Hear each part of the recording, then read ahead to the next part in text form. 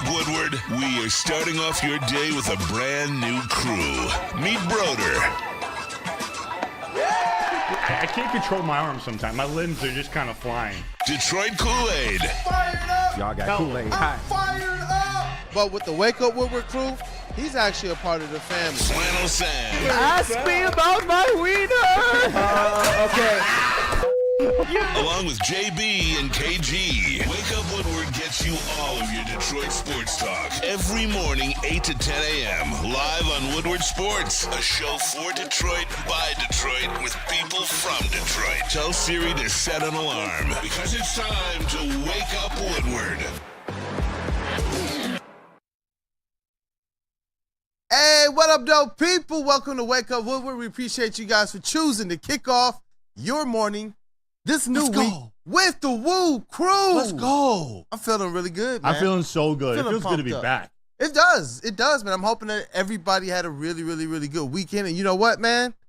Throw it up. You know, I had to bring the goodies, man. What is this? I had to bring the goodies, the booth. They got theirs as well. Oh, let's Chat go. family, as always, man, you guys are the most important part of this thing. Go ahead and satisfy the like button, and when you get an opportunity to, it makes you encourage somebody else to do the same. But yeah, look, man, hey, shout out to Planet Fitness. You know, we hold down some of the sponsor events. I know KG held it down this past weekend, and he got some other dates on the way, as well as I. We got some. I thought you got a girlfriend. It's dope. I do.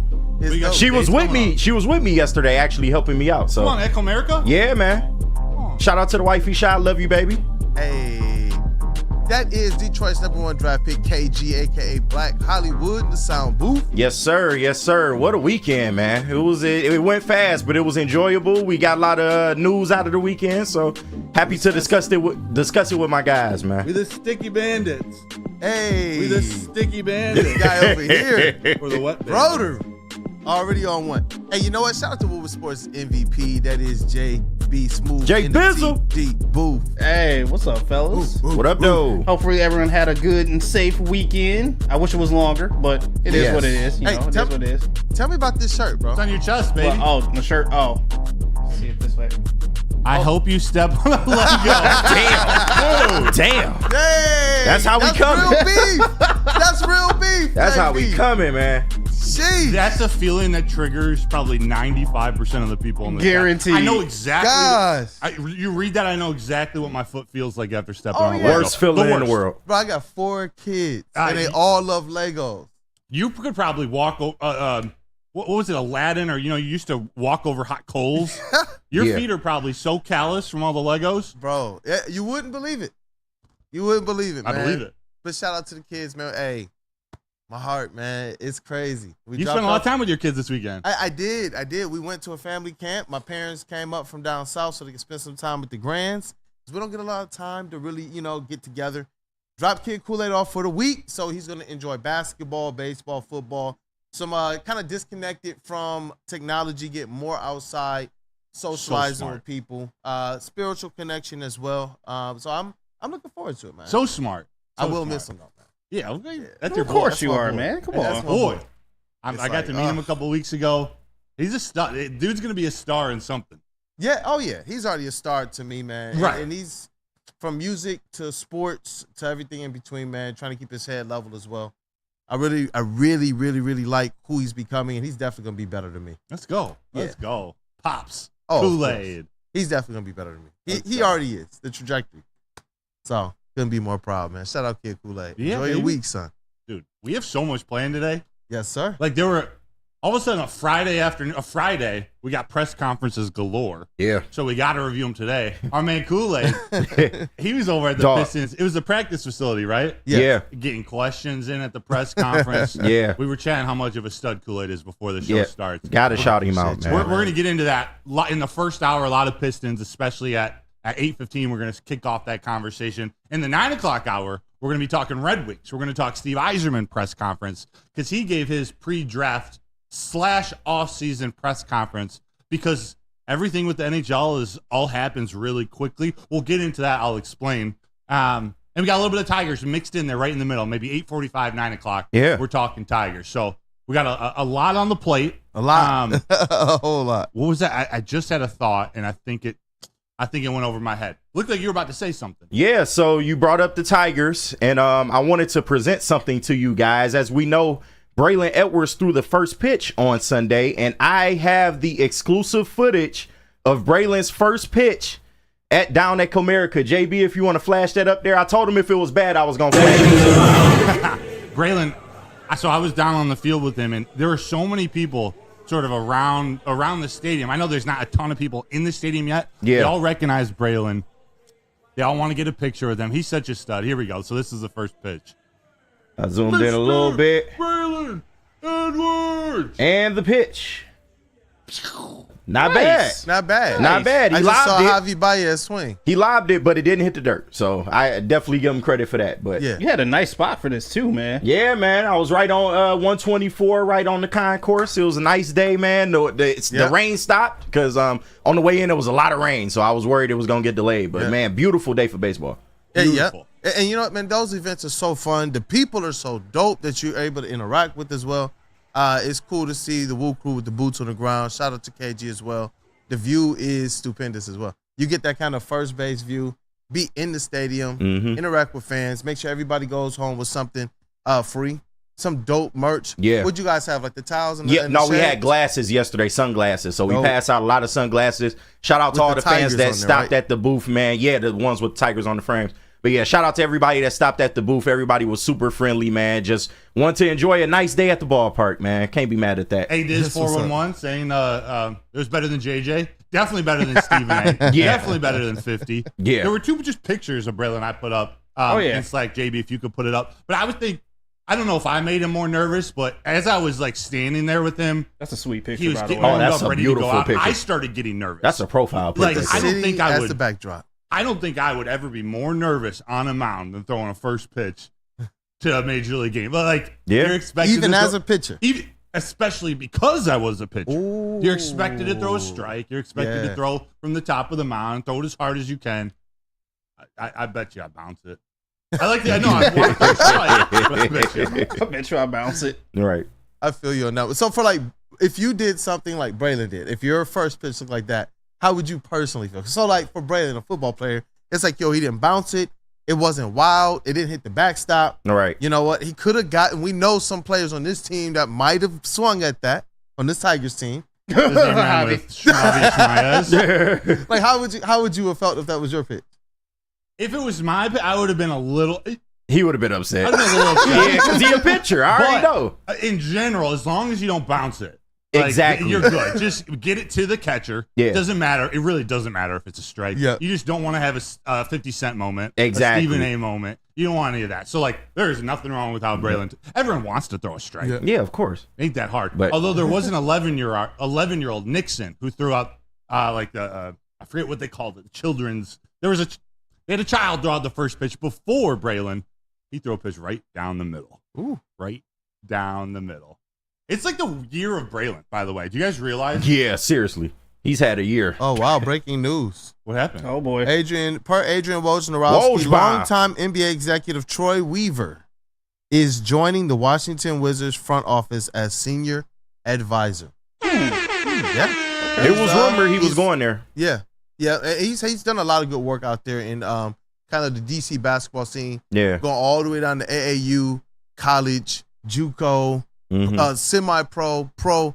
That's a name I've heard around DC in the DMV area for a long time, going back to my college ball days. So, Hey, well, have fun with the shout pool out to party. Troy Weaver, man. Yeah. Have fun with the pool party, man. Hey, oh man, I wonder what this means for this offseason. Who knows how the ties are? I know that Tom Gores was very, very complimentary of him at the press conference. Who knows, man? He just wants to Who bring knows in Kyle Kuzma. Kyle Kuzma. Hey, Kuz. No. Want to come home? Right. I'm kind of straight on Kuzma. I know beggars can't be choosers right now, but So man. he went from a 14-win team to a 15-win team? At this point, just don't be that team. Yeah. Like, even both And he's teams still combined that don't team. add up to 30. Sheesh. That's insane to think about. It is. Broder with these stats, man. That's with horrible. that trivia.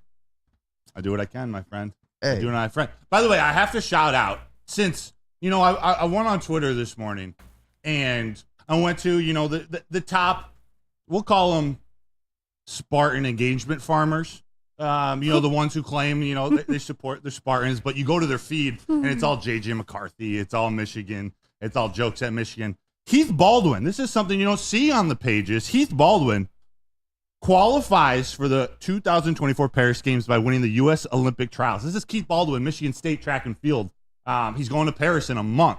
This is a huge accomplishment for all Michigan schools. For anyone from our state, we got to support. Heath Baldwin headed to the Paris Olympics. I'm just wondering, where are all those Spartan engagement farmers? I was inspired this. Someone, Flannel got a little spicy over the weekend. It was just JJ McCarthy BS that just continues to get thrown out there. I was like, man, I wonder when these guys are going to post about their own school and someone making the Olympics. That's kind of a big deal. Yeah. Guess you got to use JJ McCarthy in Michigan to get your likes up. Guess so. I love Broder. I love Broder. Hey, Like, just kind of Hey, JJ is not on my list. chin music. I Yeah, love just it. had to throw that in there, a little spice. We got Game 7 tonight in the NHL. How about this comeback from the Oilers? Unbelievable. And I want to ask you guys, just as we get warmed up here, getting into the show, what are some of your all-time favorite Game 7 moments? Any that stick out to you? I don't think there's anything better in sports, by the way. Yeah. Like Game 7, especially in a finals. Yeah. Those are the best 2 words ever in sports. Game 7. Yeah. Pardon? Those are the best 2 words ever in sports. Game 7. Yes. Yeah. Any stand out to you? I mean, the most recent, of course, is the Kyrie shot. The most recent I can think about. That Game 7 was absolutely nuts. We expected Steph to go crazy. He really didn't in that moment. But, I mean, and the Cavs get it done. He brings a ring home to Cleveland. LeBron does. So that's probably the most recent one that I can think of. But I'm sure y'all got some more. I don't know if it was a Game 7. I think it might have been 5-game series. But, Back when T-Mac said elimination it's game? great to finally get to the second round when he was playing against the 3-1. Detroit Pistons up 3-1. With the Magic. And then that's when Tayshaun Prince became Emerged. Tayshaun Prince, and Chauncey Billups became that guy that you knew. If the Pistons are going to win a championship, he's going to be that finals MVP. I wrote a paper in college on that playoffs saying that Tayshaun's emergence set the Pistons back over a decade. Seriously. And it played out It might have, so though. perfect. You might not be wrong. It played out because he played so well. That was why they didn't need to draft Carmelo or go after a scorer or a wing. I was thinking Carmelo would have been that pick. Yeah. We're missing a small forward. All of a sudden, Tayshaun comes out of nowhere and has the playoffs of his career. That was Iago Colas. Maybe it was the history of basketball class. Say what you want. It was fun. What about 2001? Diamondbacks versus Yankees. Mariano Rivera gives up a game-winning walk-off single to Luis Gonzalez. Yeah, crazy. Remember, it's like a slice kind of over Derek Jeter's head, and he's like walking down or hopping down the first baseline, raising his hands in there. Yep. I like that stuff. Aaron Boone, his walk-off home run. It was 2003 ALCS. Yeah. Tim Wakefield. Oh, Knuckleballer. yeah. They bring in the knuckleballer. They take Pedro out of the game. Chat, remind me. They take Pedro out of the game, brought in Tim Wakefield. Aaron Boone puts one in the second deck of Yankee Stadium. Second deck. Second deck. Wow. Chat, any big moments? Any big moments that you can remember of? Got a lot of other stuff in this first segment, but we will use it tomorrow or later in the show because we got to get to some Pistons talk. Yeah, we do. I got to ask Kool-Aid, really what the vibes were. Yeah. How many games of solitaire or I play Tetris. That's Yeah, my go-to game. What you're doing from 3:30 to about 4:37? My drive home was nuts, man, waiting for that press conference. I'm like, literally, I got all the way home and still no press conference. Yep. Wow. It was insane, man. It was insane. I was in the press conference room thinking it was going to start soon when KG was like, hey, look, we need to get you on for the Armani Edwards with Mavs appearance. So I was in the room. I couldn't be as animated or jokey as I wanted to. Mm-hmm. And I was like, all right, man, let me get off the phone. Things about to start. Saw Neil. Shout out to Neil, the Golden Shout Voice. out. Shout out. Saw a lot of different media people. Sat down next to the doc. Hey, shout out to John McElroy. Hey. He was dope. Stud. And the homie, Omari Sankofa, as well as the rest of the beat. It was dope. And then we just sat there. And I remember at one point in time, I was like, all right, this thing was supposed to start at 3:30. I looked at Omari Sankofa. I was like, so it was about 3:50. I was like, this thing gonna start at 4:10, right? It's like 4:30, bro. 4:30. He's like, not one of the OGs, and he was right. 4:30 on the dot, that thing started, and we were just like, oh my word. A traffic issue, apparently. Listen, it was a traffic issue. That's at least what was announced from the front. We can't rush through this. I need to talk about that. Yeah. We need to talk in more depth about this. Tell them about Planet Fitness. Yes. Because I'm not just going to slide over this. Yes. Yeah, because they did, though. A lot of the questions that we said we wanted, we got a lot of those answers. There was some We good did. stuff. Yep. Good stuff.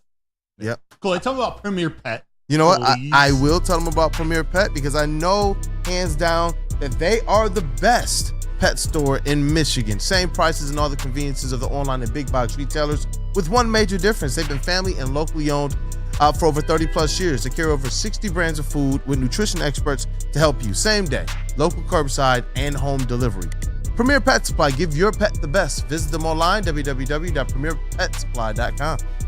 Come to any Lady Jane's Haircuts for Men and claim your throne for a king's treatment from one of our talented stylists. Open 7 days a week, walk in anytime. Just get to a Lady Jane's today and receive a precision haircut, scalp massage, hot lather neck shave, and a hot towel treatment. A haircut should not be a chore. It should be an experience. And that's exactly what Lady Jane's has to offer.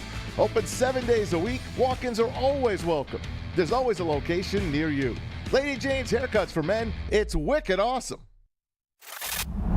Love Woodward Sports? Love wearing clothes? Then you should be wearing Woodward Sports clothes. Check out our full line of merch at woodwardsports.com. Just click on Shop. We have all your favorite designs, like Dan Campbell kneecaps, Woodward Golf, and of course, our own logoed out merchandise. Men, women, infants, kids, all love Woodward Sports. Impress your friends. Impress your boss. Impress your dog. Buy Woodward Sports merch today.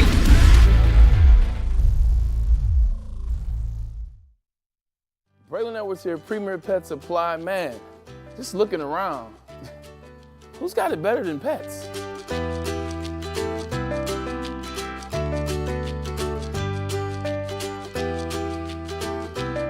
Come on, a baby stroller for Coda?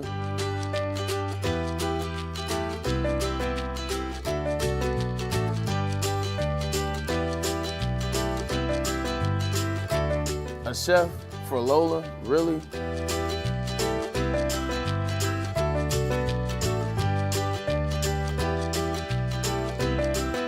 You don't have to tell me who the real boss here is.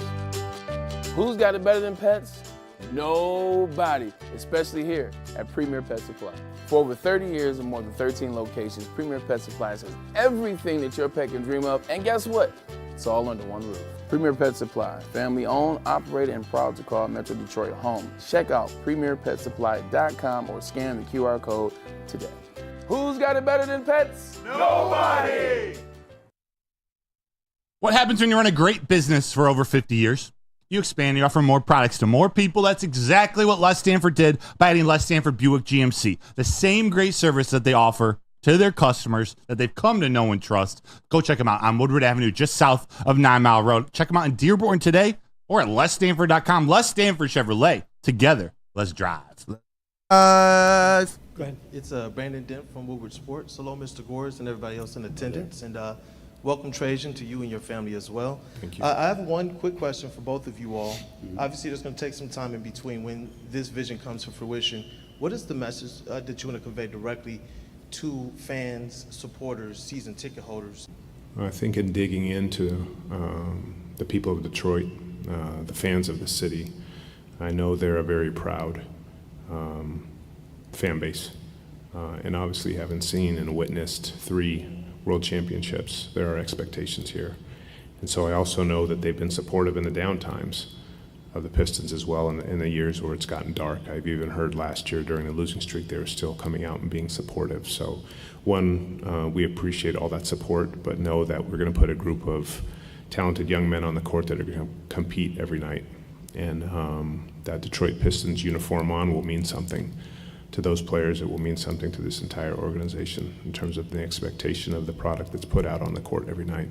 We might not win every night, but we're going to start playing some winning basketball every night. And whoever we hire as a head coach is going to partner with us with that same vision, and we're going to attack that every day in playing winning basketball. That's what I know. That's where I've come from. And that's what I want to see here in Detroit for a long time. Hey, what up, though, people? Welcome back to Wake Up Woodward. Woodward. What up, though? That was the most inquisitive intro ever. Let's what up, go. though, people? Right. Hey, you know what? Trajan Langdon, he has a way with words. Everybody that I got to talk to about him after this press conference, from other media members to Platinum Equity executives, as well as some other scouts and things of that nature, was that this is a very, very, very smart guy. A very smart guy. And the theme of this thing, obviously, everybody wanted to know a couple different things. What is your free agency strategy? Whose voice is going to lead this front office? People wanted to know what is, what do you think of like Cade Cunningham? And they really gave us a lot of the different answers, including what is the timeline. And they gave us a lot of the answers, man. It was pretty dope. It was pretty dope. Hey, good morning, brother. I guess somebody wanted to take on Woodward Sports Live. Let's go. What was that? Right. Shout out Walk to through you. the door and walk back out, though. I think he works in the kitchen. Yeah, okay. Finding a way out. But He's stuck in a glass box with mimosas. That brother is not having a good morning, man. Shout out to that brother, man. Shout out to him. by the way, cool. Ryan's reaction I on the see chat. he's found his way out now through Birmingham Roast. He's made it. All right, Good job. I guess so. Good job. Let me give him a round of applause for that. My man found his way out the door. It was like, We get to people are probably like, what are they talking about? But this guy walked in, like, didn't acknowledge anything that was going on. Right. We got lights on. We're all talking kind of loud into a microphone. And just like head down, starts banging on these sliding. Yeah. We get a lot of that. We get a lot of intruders into the studio. Oh, You see it through that door. Yeah, you see man. it coming. This is like out the back. I was like, whoa, what? Huh? He didn't care. He was just trying to get in and out. No F's given. Kool-Aid, Ryan's reaction said in the chat, the respect given to Kool-Aid's question is an acknowledgement of the quality of its question. Shout out to you. Hey, thank you. Shout out. No, I do listen, wish. I got a lot of preparation. Like I said, I try and make sure personally that I am giving all that I can, but I also make sure to lean on my teammates as well. So these guys, they definitely help me. Shout out to Flannel Sam and that dude Justin as well. KG, JB, Broder, you guys all helped as well. Cool. Before we get like into the good stuff, and I promise you, I'm not going to be a Debbie Downer for all of this. Yeah. We're kind of talking before. Why the hell were they an hour and a half late? Yeah. Hour and 10 minutes late. Yeah. Like I picture Trajan Langdon as this guy where they're driving there and he's just burning up inside. Like this is your first press conference 3 weeks after you're hired. Right. And who was the guy from Platinum Equity who moderated? Mark Barnhill. Mark He is, Barnhill. Tom Gores is a partner. Like, respectfully, They try him to out give us there. a traffic excuse, even if it's real, like just come out and say, I'm sorry, man. That's just, it's not a good look to start the new regime. I don't blame Trajan Langdon, although his face is all over this. Yeah. He's part of this. I don't like that. I also wish, like, they had you, I don't know if they had you guys do this, but you had to ask like 2 or 3 questions like together and then send it back up to Trajan or to Tom Gores. I don't know. I just wish it was structured a little different. There was some really good stuff that come out, but man, not a good start. You want to make sure that things start on time. You want to make sure things start on time. It's something where the Pistons, as it relates to press conferences, at least during my time covering them, they've had some issues with punctuality. But That's not okay. It's not okay. It's not okay. It's not okay. I'm not going to fault find them too much, but I wish that it was something that you could depend on the schedule that they do put out. I will say that much. Yeah. And a little, maybe 20, 25 minutes into the press conference, Trajan Langdon was talking about some of the players on the team, and there were 4 or 5 like sentences straight where he's talking about being on time, like text to he gave a couple different examples. I'm like, I wonder if that's a subtle little jab at his new boss without actually jabbing at him. Like, hey, we're about to be on time from this point forward. Right. Yeah. I sensed it. Yeah.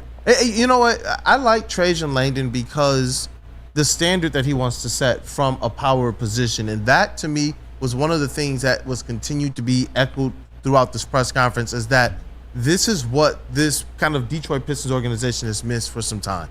Trajan Langdon being this unifying voice. I know that you guys, hey, you know, if you take a shot every time you heard this one word during a press conference, CEO. Thread. Hey, listen, you guys would have been done maybe 20 minutes into the press conference. Facts. But this is what's been needed. And he said a voice. when you listen to everything that's going on, he said a leader, somebody that can actually execute on the vision.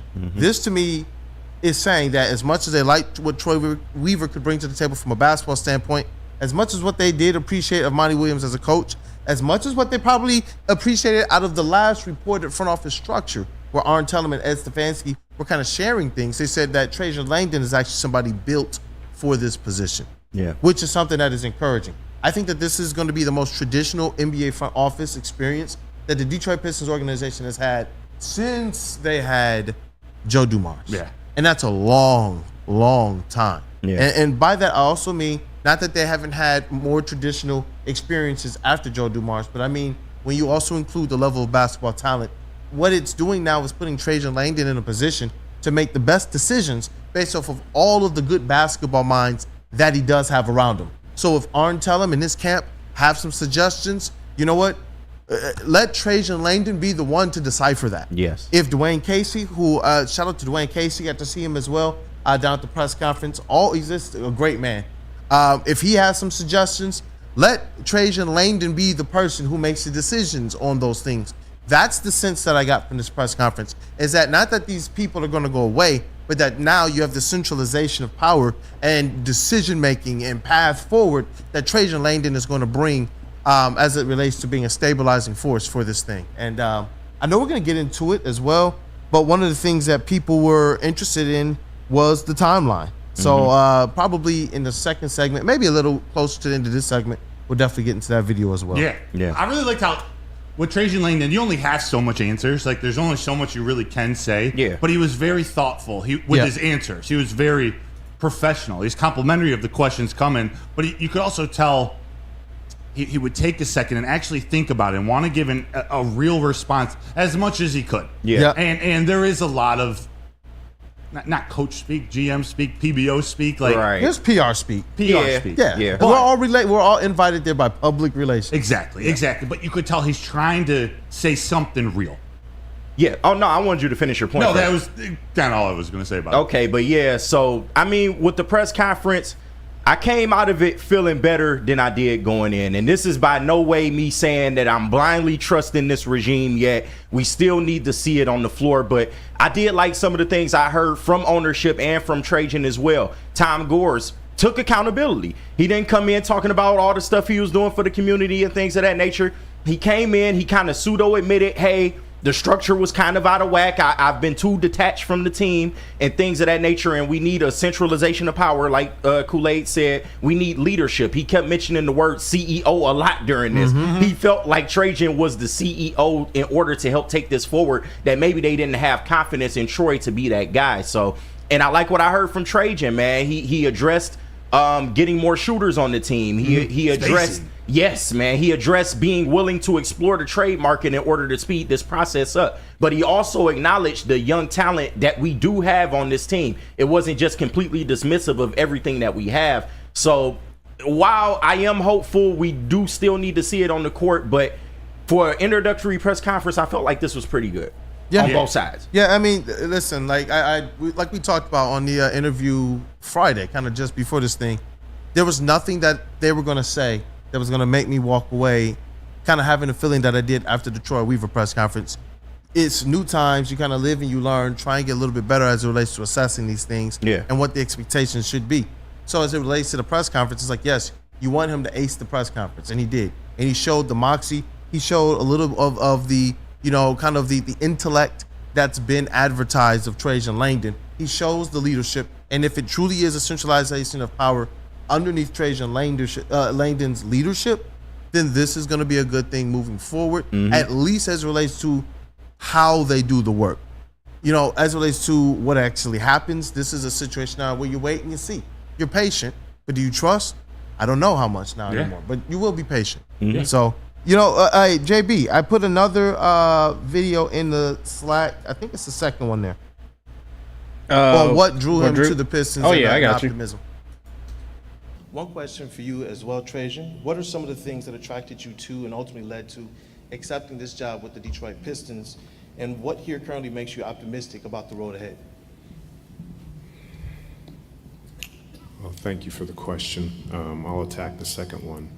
I think in speaking to Tom through the process, I could really feel his passion for the organization. I've done my homework to understand how much that he has given to the organization in terms of resources, in terms of thoughtfulness, in terms of wanting this organization to be great. In talking to him and spending time with him, I knew that if I could come in with his confidence in me, I think and the people that I was going to bring in, we'd have a chance to get this thing back going in the direction that it needed to be. I can't do this myself. So Tom has been incredibly supportive, and Arn as well, in me hiring the people that I have.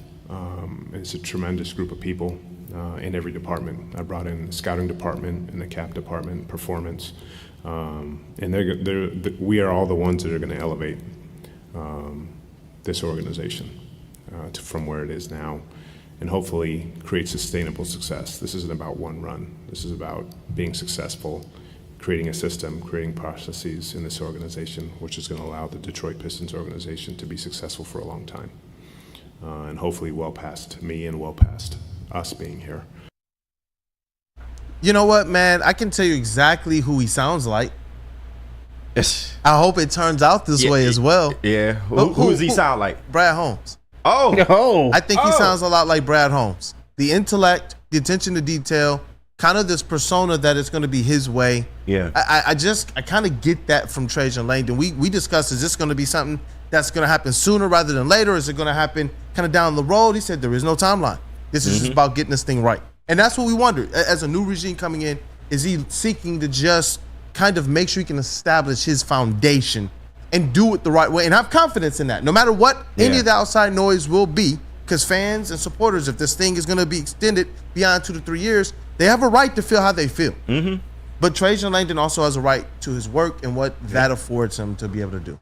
Yeah, no, absolutely. And I could get the comparison, especially when he talked about how he wanted to build this thing structurally, and he wants to have lasting winning basketball. He doesn't just want to be a flash in the pan. But my question is to you, how do you feel about the relationship between Trajan and GORES, at least from day one or this starting point? Because GORES brought up a lot that they spent a lot of time together. He even admitted that this is probably the most hands-on he's ever been with the team ever during this whole tenure. So, and they've had a lot of meetings. They've been staying up to like 4 or 5 in the morning, hugging apparently at the end of these things. A little weird, but he's showing that there is a clear line of communication between Trajan and Tom GORES being the owner. How do you feel about that relationship starting off? You know what? There was a lot that I saw at the press conference, and I want to compare that as well to previous ones, like the Monty Williams introductory press conference.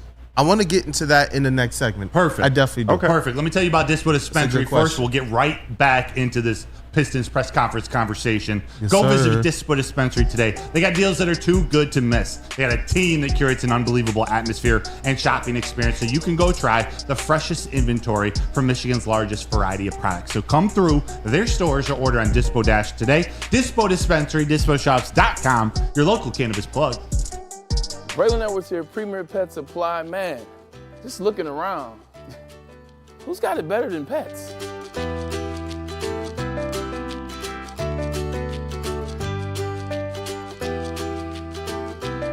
Come on, a baby stroller for Coda?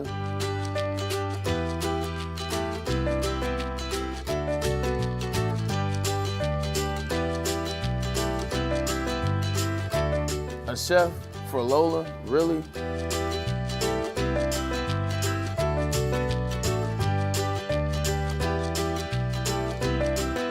You don't have to tell me who the real boss here is. Who's got it better than pets? Nobody, especially here at Premier Pet Supply. For over 30 years and more than 13 locations, Premier Pet Supply has everything that your pet can dream of, and guess what? It's all under one roof. Premier Pet Supply, family owned, operated, and proud to call Metro Detroit home. Check out premierpetsupply.com or scan the QR code today. Who's got it better than pets? Nobody! You have an opinion? Make sure it's seen and heard.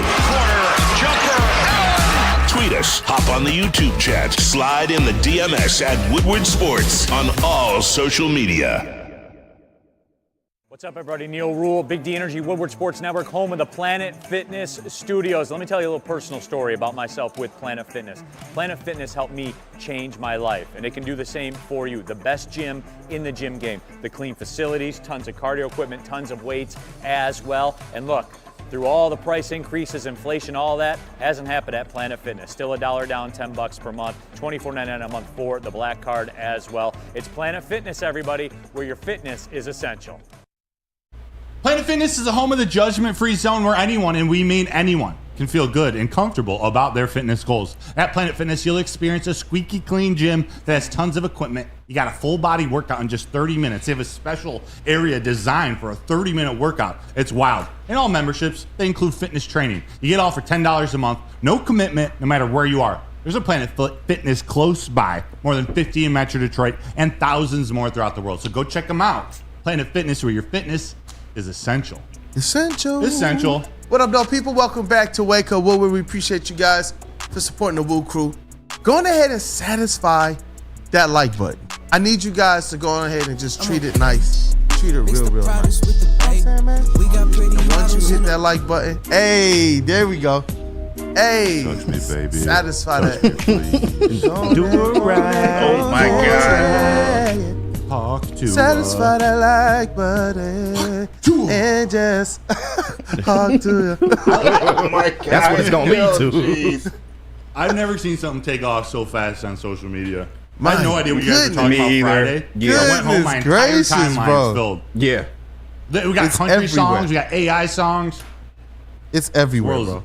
Wild. Yeah. Wow. Thank you for hitting Shout that out like to her, button. man. Yeah, just hawk two on that like button. On the like button. Shit. Gross. Hey. Not really. Broder, I do have film footage of the other girl from the video, if you care to see. The other girl? The one that you liked. The one that you liked, actually. Now or in what's trending? Well, I mean, I'll just send it to you later. I'll send it to you later. Does your name start with an X? Pistons, baby. Yes, sir. Let's get back into this. Yep. And you had a question, KG? Let's reset that. Yeah, so I was saying, what did you feel the relationship between Trajan and Tom Gores off the rip? How are you feeling about that? Because, like I said, Tom Gores mentioned that this is the most hands-on he's ever been with the team during his tenure. Him and Trajan have been having these really long meetings.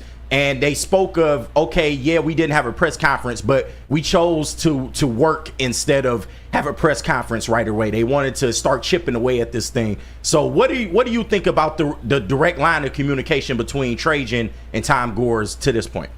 Look, man, their relationship felt as lovingly authentic as Hawk Tour girls love for Pookie. Oh, shit. I just can't be fair with y'all. Look, Pookie, you the best. Yeah, listen, this is the nuance of it all, too. Going back to the Monty Williams press conference where you heard kind of that there was some discourse between Tom Gores and Troy Weaver over what they should do and others in the front office in terms of what they should do moving forward with this decision.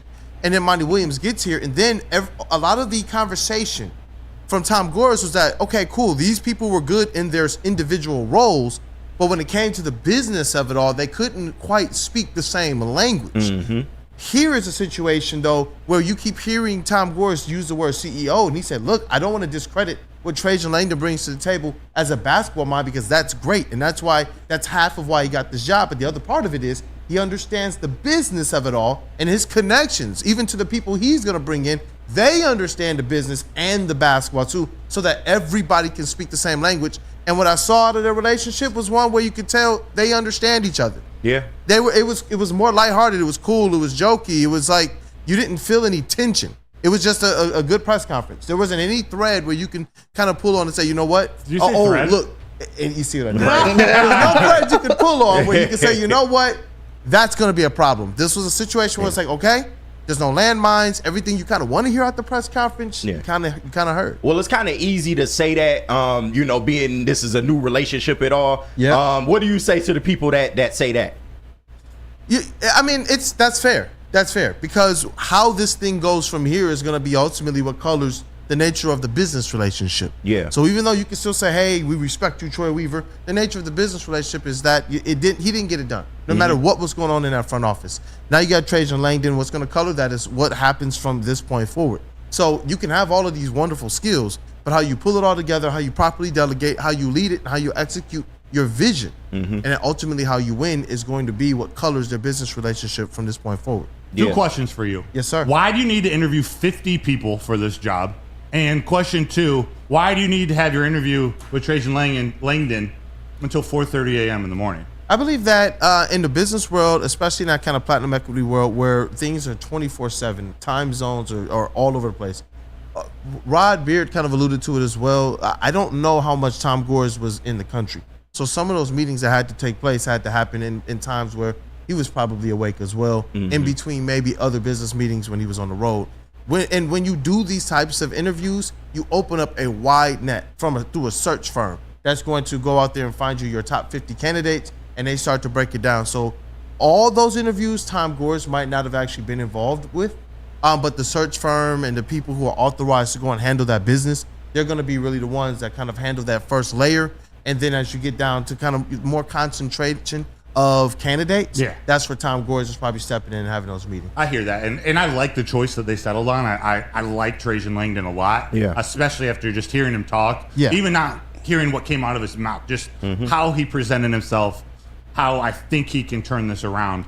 It just, from a business aspect, I don't want to hijack the conversation, so we'll get back into it. Talk. But from a business, this is all about the conversation. From the business side, there aren't 50 people qualified for this job. Like, if you have the right people around you, and from a basketball sense, there should probably be max 10 to 15 out there in the basketball world of people who can come in and be a president of basketball operations or be a GM. I'm sure they had 50. No. I'm sure they had their short list, but there is still a process that they all go through. And I just think on that other side, so it worries me that it's platinum equity piston, like and that's kind of I don't know if it's a meme going around, but that's a joke going around. It's the platinum equity Pistons. There was a lot of references to platinum equity. I get it, and he's been a successful businessman running a basketball team and recreating a culture. It's a completely different ball game. It's so different, and he used the word grit, and it was kind of cringy to me. I was like, man, that's a lot. Like, we got to prove they're gritty first before we start throwing grit around. Of course. But nonetheless, from a business sense, that part kind of threw me off, dog. That's why Trajan is hired, though. That's his job. Yes. And the thing is, it's not that he did a bad job prior. SVG was in the culture of basketball. Arntellen was firmly within the culture of basketball. But that's why he painstakingly continued to stress the point, and I'm going to use that word that KG has loved so much this morning, the CEO. This is a guy who understands exactly what he's doing and how to get that vision to come to fruition. And CEOs ultimately have connections, and they understand who's going to be their managers, how to properly delegate those types of things. And so I was comfortable with Tom Gores being really, really kind of transparent yesterday. And taking responsibility and accountability. He was accountable. Yeah, because that's what you want out of the owner. And that's why I said this is why I want this to work, because you got your most traditional front office. You got kind of the concerns you have, Broder, being taken care of, or at least in this hiring. That's what the purpose is, to try and make sure that their front office is not heading any more in the direction of that what you were just describing. And so I like where they're headed here. Trajan's voice is supposed to be the one that runs it. So instead of it being Platinum Equity Pistons, right now it's going to be Trajan Langdon's Pistons. I'll take that. Just like back in the day, we said Joe Dumar's Pistons. Just like back in the way back, we would say Trader Jack McCloskey's Pistons. Now we finally have a front office in which it's Trajan Langdon's Pistons, and that's the way it has to be. I love that. Just to follow up real quick, a small Chuck Brewer in the chat sort of echoed or gave me a small rebuttal like you did too. Said this is the first time that I've ever heard Gores comment on the mess of the front office. So that's movement. It's just being open and transparent. That is something to look at. I hear you. It is. And that's what I'm saying. So, no, you're rightful in how you're feeling, and that's why I said let's have the conversation, because I think that this needs to be a little less about breaking down everything that they stated and really answering the questions that might not have gotten answered as clearly. We're all supporters here. Well, it's not like any of us are necessarily working within professional sports organizations, but we care about this thing to the point that we stress our brains and we spend our time trying to gather every aspect of information to be able to make sure we can properly present what we do every single day. And so I value the questions and the concerns of you all as well as you guys, chat family. Yeah, and speaking of that, shout out to the Cola Mullet in the chat. He always shows love, he or she. I don't know if you're he or she, but I love Woodward, but what we are being way too optimistic about this Pistons team that shouldn't get any free passes. And we do agree. This is, like I said, in no way blind support for the new regime. We have to see it on the floor. But yeah, at least this introductory press conference was something that we took away and said, okay, Tom Gores, he was accountable. Trajan seems like he has a plan and he has a vision for how he wants to run this thing going forward. And it doesn't seem like he has any impediments. That's why I mentioned the streamlined communication from him to Tom Gores. It doesn't seem like Arn Tellem is going to be completely have his hands in whatever they're trying to build going forward. And who actually reported that first? Shout out, we told you guys, VR sources, that this is a situation now in which, and VR sources actually via the Michigan Chronicle. Let me put it that way. That this was a situation where Trajan Langdon to Tom Gores was not how the communication went. Where it used to be Trajan Langdon, Arn Tellem, and then everybody else. Now this is a situation where it is Tom Gores and Trajan Langdon, then everybody else. Yeah. That's the way we want this thing. That's the way that it was presented effectively at the press conference. Yeah, so another question I wanted to ask you if we got time. So he said there was no timetable to find a head coach. They're going to take their time and try to get the right guy for the job, which I'm not necessarily opposed to. I can't really remember a time where there was a head coach or wasn't a head coach going into the NBA draft. But did you get any indication as to maybe the type of coach they want to find gathering anything from this press conference? Well, I mean, it's really the coaching candidates that we discussed on this show as well, and who wouldn't want the best. But the issue is that these people, do they want the Detroit Pistons? Do they see in the Detroit Pistons what Trajan Langdon sees in the Detroit Pistons? So, and if you don't have that, then it's going to take some time. And I saw a report that came out as well that stated that this thing could stretch after the draft, kind of after free agency as well, because you want to make sure that you get this coaching hire exactly correct, and that this individual knows that they're coming in to follow your vision, since they're not a part of the foundation building that's going on right now at the start of the Trajan Langdon era. You don't think that's a problem? I don't. I believe that Trajan Langdon already is going to have like a short list of coaches that he knows will be a secondary, but you have to wait for these kind of first line of coaches that you want, your top tiers. You have to wait for those guys to basically fall through first, and then you go to that list of other people that you know what? Okay, it's a good time now for us to try and find our Eric Spoelstra. It's a good time now for us to find our Brad Stevens. Those guys that we know, they're showing extreme promise. Since we couldn't get any of these top-line guys, let's go and get this person here who understands how to talk our language, who understands how to utilize the strategies that we do, who understands how to take what we're echoing from here and make this thing happen on the court. That's what you're looking for in this coach. You're no longer looking for, realistically, just the kind of best coach as it relates to like what Monty Williams represented. You're now looking for really like a manager when you think about baseball. You're not looking for a guy that's going to come here instantly and are just kind of taking this team from 0 to 100, because you got a bunch of young guys. You have a lot of moving parts and pieces. You need a coach that can make sure that development is happening, not just with your young guys, but with even the players you bring here who are supposed to run your system. You can't have a system that people know of before you get here, but then when you're here, nobody from the vets to the young guys are doing your system. So you got individual player development, you got team development, you got management of the assets and of the players, you got management between the big league and the G League team. You got other NBA teams signing our G League talent away, and they're playing regular rotation minutes. I don't quite understand it. That's weird to me. So you identified the talent, which is something that we know they said Troy Weaver was really good at, but then for some reason, the coach was not bringing that talent up to the big leagues until late in the season, when after our G League got kind of picked clean. For better or worse, it sucks that he got banned from the NBA, but even Jonte Porter was hooping when the Raptors said, hey, we got you. He was hooping. Funny you said to the big leagues, the lack of development, making it to the big leagues. But it's true. They have identified talent, and it hasn't developed. I need a coach who can coach defense and effort. Why That's have such a hard time with teams struggling in the NBA these days is because effort alone should win you a couple games in today's NBA, where, especially as the Pistons, a lot of stars rested against the Pistons. Like, the effort isn't out there with everybody, with every team. I don't want to just blanket it across the NBA. you got a young athletic team. You should be able to win some games just because of that. So we need a coach who can play some defense. Yeah. What else? What are some other takeaways or other questions that you asked? I know you had a couple clips. Let's ride this out till 9 o'clock. Yeah, I do have a couple more clips. Do you have that timeline one? Yeah, I got that one. Let's play that one because that was one of the more interesting ones Yeah. that we wanted to talk about as well. So let's get into that one. Good afternoon. Welcome to Detroit Treasure. Good afternoon, Mr. Gores. My name is Corey Woods, Pistons beat writer for M Live. First for you, Trajan. Coming from an organization that's been to the playoffs for the past couple of years, when you look at the Pistons, how far away do you think they are from turning this franchise around? Like, what's the first step?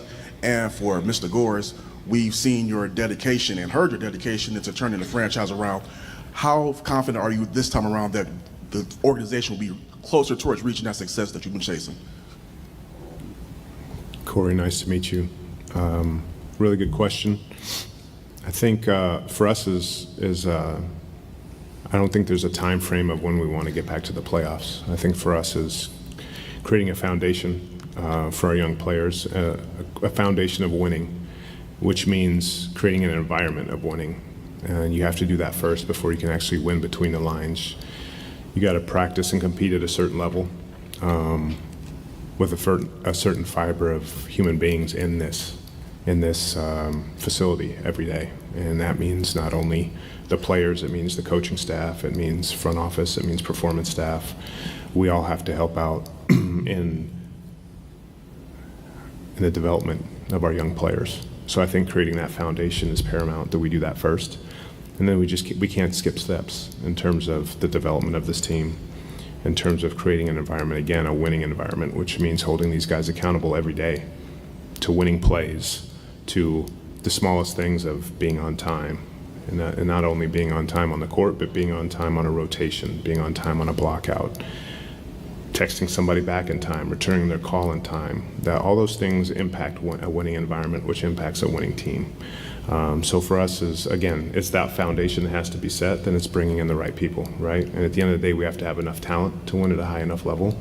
And we do have young talent here, right? So it's creating an atmosphere of how do we have that young talent reach their potential? And I think if the young talent that we have here reaches their potential, we have a chance to be pretty special. But again, we're not going to skip steps. I can't give you a timeline. When we get there, we'll get there. Man, look, there was a lot to unpack there. Shout out to the Detroit Pistons organization as well, and Pistons PR for all that video as well. They streamed it live to their YouTube account, to the delight of all the fans out there. And shout out to you all as well. Man, my family was tapped in, and they said that there was a lot of support in there. So I appreciate you all. There was. Dante151 also points out, thank you for the super chat, man. He said the chat in the Pistons live stream was nuts. At one point, they were chanting Jared Goff. Yes, they were. It was they were wild. waiting for it to start. Yep. No one knows how often that happens. So I see people in the chat debating about it already. Do you think the fact that they don't have a timeline in order to get back to postseason play, do you think that's a problem? I actually don't think that's a problem. This is what it's interesting when we drum up what we believe the question should be, and then these are the things that he's talking about as well. Shout out to the rest of the media as well, who's understanding, hey, look, these are the concerns right now. People want to see this team get back to winning, but sometimes you can't. One key phrase that he said in there, skip steps. Yeah. I do believe that there might have been some desire to skip some steps as it relates to what the Detroit Pistons have done over the last couple regimes. Right now, they're talking about, and this is one of the things that I was wondering, is he looking to come in here and establish his way first? Right. Because we all know that there are ways that you can go out there right now and find a way to spend this cap space, get some middling players in here and make the playoffs. We've seen him do that twice in the last 8 years. Once underneath SVG, once underneath Dwayne Casey. Yep. But is that what he also talked about? Is that sustainable? Is that bringing you your longevity? Because they want to be a winning organization for a long time, like a program. He said, well, after he and the rest of the people he's brought in are here. And so you got to start with the attention to details. And he also gave us one other clue as well as it relates to what strategy are they using moving forward. Are your young players you're looking to develop and have be the foundation, or your young players who you're using to try and accelerate the rebuild? Yeah. Understanding, though, if you're going to pick the side of the young players, to kind of answer your question, the timeline is not something that's going to be as rigid. It's going to be one that's going to take a little bit of time, because now you're saying this is the base of our team. Right. I don't know if that's what they're going to necessarily stick to, because they also talked with their free agents strategy being one in which they're going to utilize all the cap space they have to effectively play the disgruntled market. Yeah. Looking for those teams as well that are up against the apron or over the apron, up against the luxury taxes and such. These are the things they're going to do, and they're going to try and make sure that they can acquire somebody that can help this team on the court and off the court, not just kind of vets like a Todd Gibson type who, listen, for everything good he brought to the table, you still want one of those vets that can actually run up and down and give you some really meaningful minutes as well. Happy birthday to Todd Gibson, too, by the way. Happy birthday, Todd Gibson. Well, you turned 48? 40, I believe. 48. 40. Hey, man. Yep. There's some, I'm actually more support for the lack of timeline in the chat than expected. Charles McClain, not having a timeline is good. If you have a timeline and don't get there, then the fans and media would question this regime. So I agree with an old timeline. Build a culture, then show improvement. Ryan's reaction says putting a playoff timeline on the Pistons already is like asking, when y'all getting married on the first date? I like that. I think there you get more of a framework. And I like Trajan Langdon because instead of just kind of putting on an answer, he's much more measured and calculated with how he responds. How much of a timeline can you put on this when you're not beyond your first draft and free agency yet? You're not even into your first training camp and season yet. I think when you kind of get through those things and you know, kind of drown out any summer league hype, drown out any preseason hype, drown out any training camp noise, and really look at, like we said, what to do with these Tigers. You want to wait maybe 30 games and then reassess after 60 games. This is something with the Detroit Pistons where you want to see who they are after 20 games. Yeah. You want to see who they are once teams start to kind of catch up to their speed. If they've kind of shown a little bit more, you want to see who they are after that. And the other thing that clip kind of pointed out to me, and there were some other comments that he had along the way, is that I believe he thinks that this young talent, once he got to kind of sit down and look at it, has been kind of underutilized and mismanaged and not really put in his best position to succeed. That, to me, was something that I got from a lot of his comments, just reading between the lines. And it really excites me about what this young kind of squad can be, no matter what the timeline is, if you're going to do this thing the right way. So it really, the development of where this team goes, just one final thought, is just, it's going to depend on what this young team does as they develop this summer and beyond. Yeah, Kool-Aid, talk to me about Cade Cunningham. There's one thing I love Trajan just hitting it dead on. Like, we need to build around Cade. He's one of the brightest young stars in the league. He's a player that he thinks can be the best player on the court in most NBA games. Tell me about what you took from some of his responses or from that whole conversation. I'm glad that you brought that up because when we talk about Cade Cunningham on this show, we've kind of carried the Cade zone. Shout out to Rod Beard via the Woodward Pistons platform for a better part of a couple years now since he's been drafted. At our draft party, man, shout out to Stick and Easy and others who were there in the building that night. You know, Cade Cunningham was all the rave. And then all of a sudden, you start to see what he does on the court, but you want to see a little bit more because of some of the injury and the team is not winning. But what are you hearing from everybody else across the league? It's amazing that Trajan Langdon said, you know what, I didn't spend too much time in one of his responses looking at the Detroit Pistons last year. But he definitely had answers as it related to who Cade Cunningham was. That's what you get from a lot of head coaches around the NBA, assistant coaches around the NBA, and players around the NBA, stars around the NBA about Cade Cunningham. He does believe that Cade Cunningham is a connector. He does believe Cade Cunningham is the type of player that you can and should build around. Cade Cunningham is a player that he's interested in making sure is a centerpiece or the focal piece of what the Detroit Pistons do moving forward. And it's awesome about that is that means that you could bring in players who might score better or might facilitate better than the Cade Cunningham, because you know that Cade Cunningham is the type of player who wants to put on for his team. He wants to play make. He wants to put his teammates in their best position to succeed. And that's what I kind of like about building around a guy like Cade Cunningham is it doesn't block you from bringing in somebody else. Whereas when you talk about Jalen Duren, Asar Thompson, Jaden Ivey, you got to really talk about, if we bring in someone that can take this team one or two steps forward, one or two players, is that going to block an Ivy? Is that going to block a Duren? Is that going to block an Asar?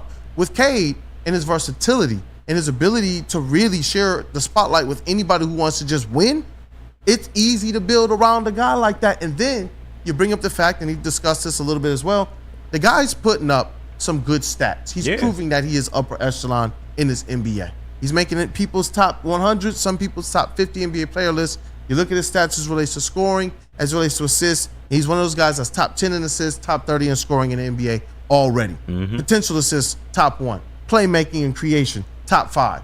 This is who he's proven himself to be.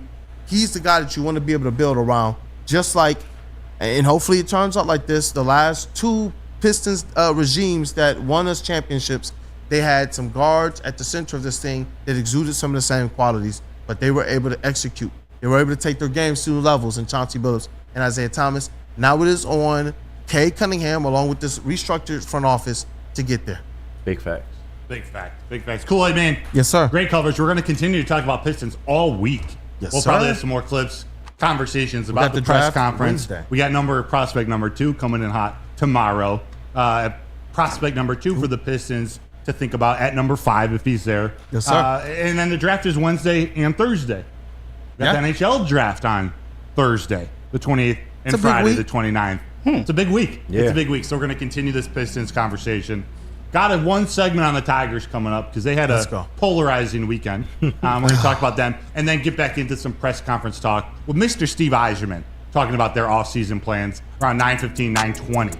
Cool. Can you tell us about all the shows coming up on the network? I can. Hey, thank you guys for kicking off the day with the Wake Up Woodward crew. We appreciate you guys doing that every day, Monday through Friday from 8 a.m. to 10 a.m. And I'm hoping after you support the Woo crew that you're staying tapped in with the rest of Woodward Sports, starting with Big D Energy. 11-1, you got 4-time Stanley Cup champion Darren McCarty alongside the Golden Voice Neil Rule. And after that, Armani and Edwards with Maz from 2 to 4. Bring you a little bit of national flavor as well. The lovable radio legend Tom Masway alongside University of Michigan legend and former NFL wide receiver Braylon Edwards and Detroit media king, that is Fox 2 Ryan Armani. Then you end the day with the Woodward heavyweights from 5 to 7. The big fellas that spin more racks and speak easy, baby. Alongside their elite booth, Nick Koloff and Chris Platty, they are bringing you the biggest interviews, the biggest breakdowns, and the biggest laughs. That is the Woodward heavyweights. Most importantly, it's all about you all. We do this because of you all.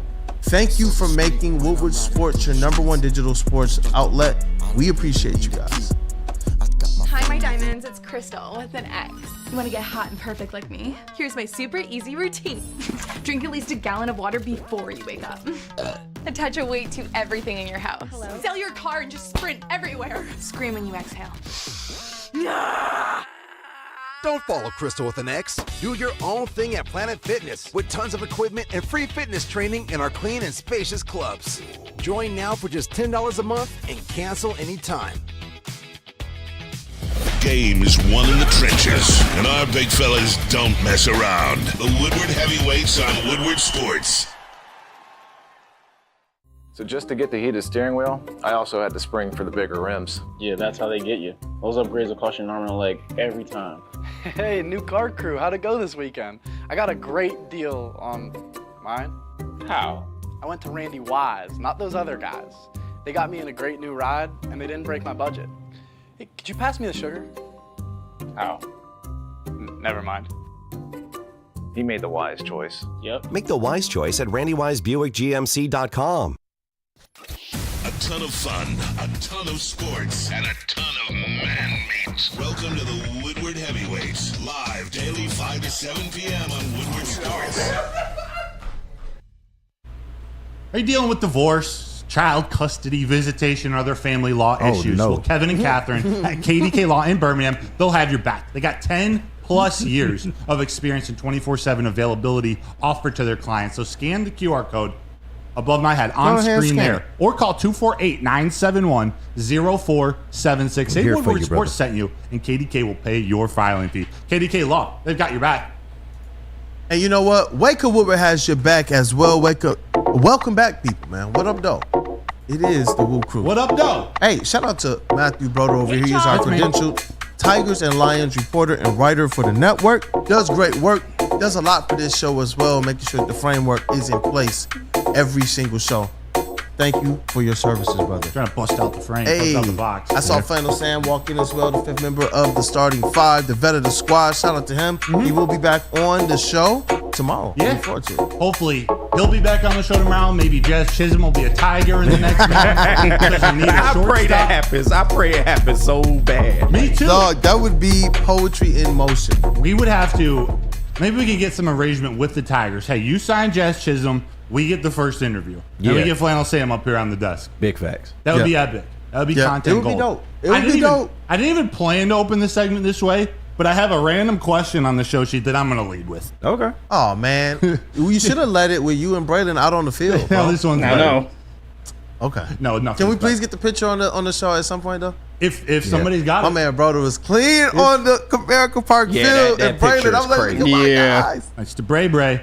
So the question for you guys: Yeah. Do you happen to find yourself missing Javi Baez?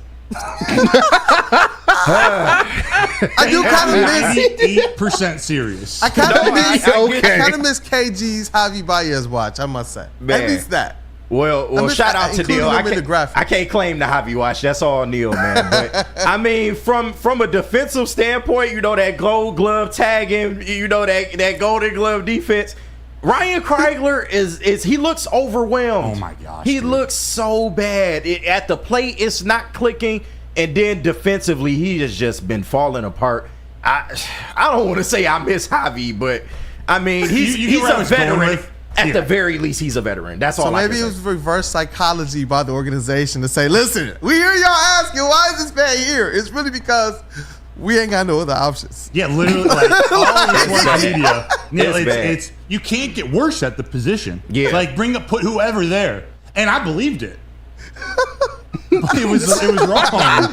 They got worse at the position. I feel bad for Ryan Kreigler. I thought at least his defense would be there. Right. You know, okay, maybe he had a really good spring training hitting. Mm-hmm. Still, you move up to Major League Baseball, whatever. Hurt. He's been brutal Steve defensively. says, bring Javi back, and I heard the pain in your voice, like, I believed it. You can hear the pain in the words, but he's a professional. This weekend, they won the series versus the White Sox, but man, I think I'm more down about the Tigers after this weekend than I was before. And granted, they won, what was it, 11-2 yesterday. Yeah. So we know for the next 6 days they're going to score 2 runs total. But if that. Just the way the series played out, it was nothing burgers on Friday. Yep. Although a win, it was a 1-hit win. Yep. Carson Kelly hit a 2-run home run.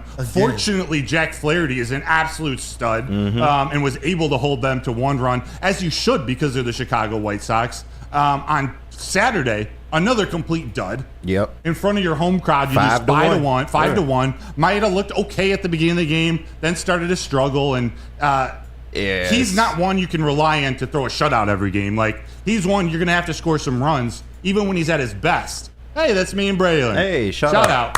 Fire. So that was ugly, but again, no offense. Right. And then out of nowhere, you know what? We'll give credit to Braylon for throwing out that first pitch. Yeah. They explode. From the first inning on. You know what? Yes. Boots on the ground. You had Wake Up Woodward. You got Romani Edwards. You got Woodward Sports in the building. We got to make these things happen a little bit more. You guys are clean too. Woodward Sports to the Tigers is like Lions players and the Red Wings hitting the or pulling the buzzer. Yeah. Yeah, pulling the smoke and the I was gonna say horn.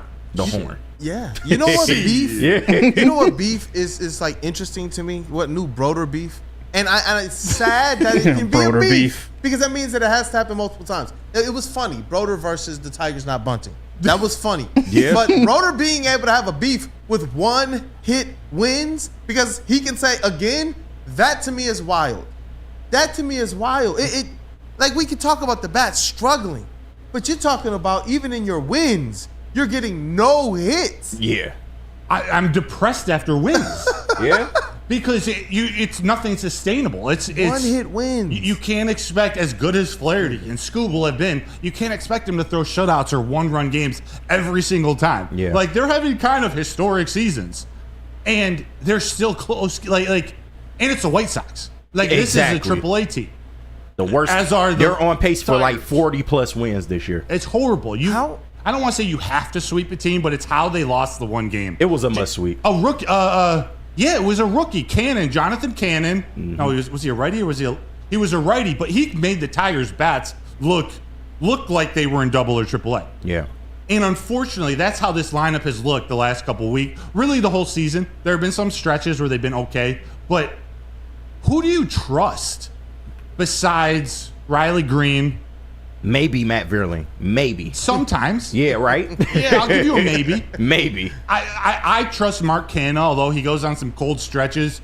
I think he has a good feel for the plate, and he'll put the ball in play most of the time. Right. Gio Urshela, He's been good. He's been all right, and he's suck it, Neil. Phenomenal. At third base. His defense at third base is phenomenal. That was part of the offense exploded in the bottom of the first yesterday. First play of the game, a grounder to his backhand that he flips underhand. It was nice. All the way across the diamond. A nice pick from Mark Canha.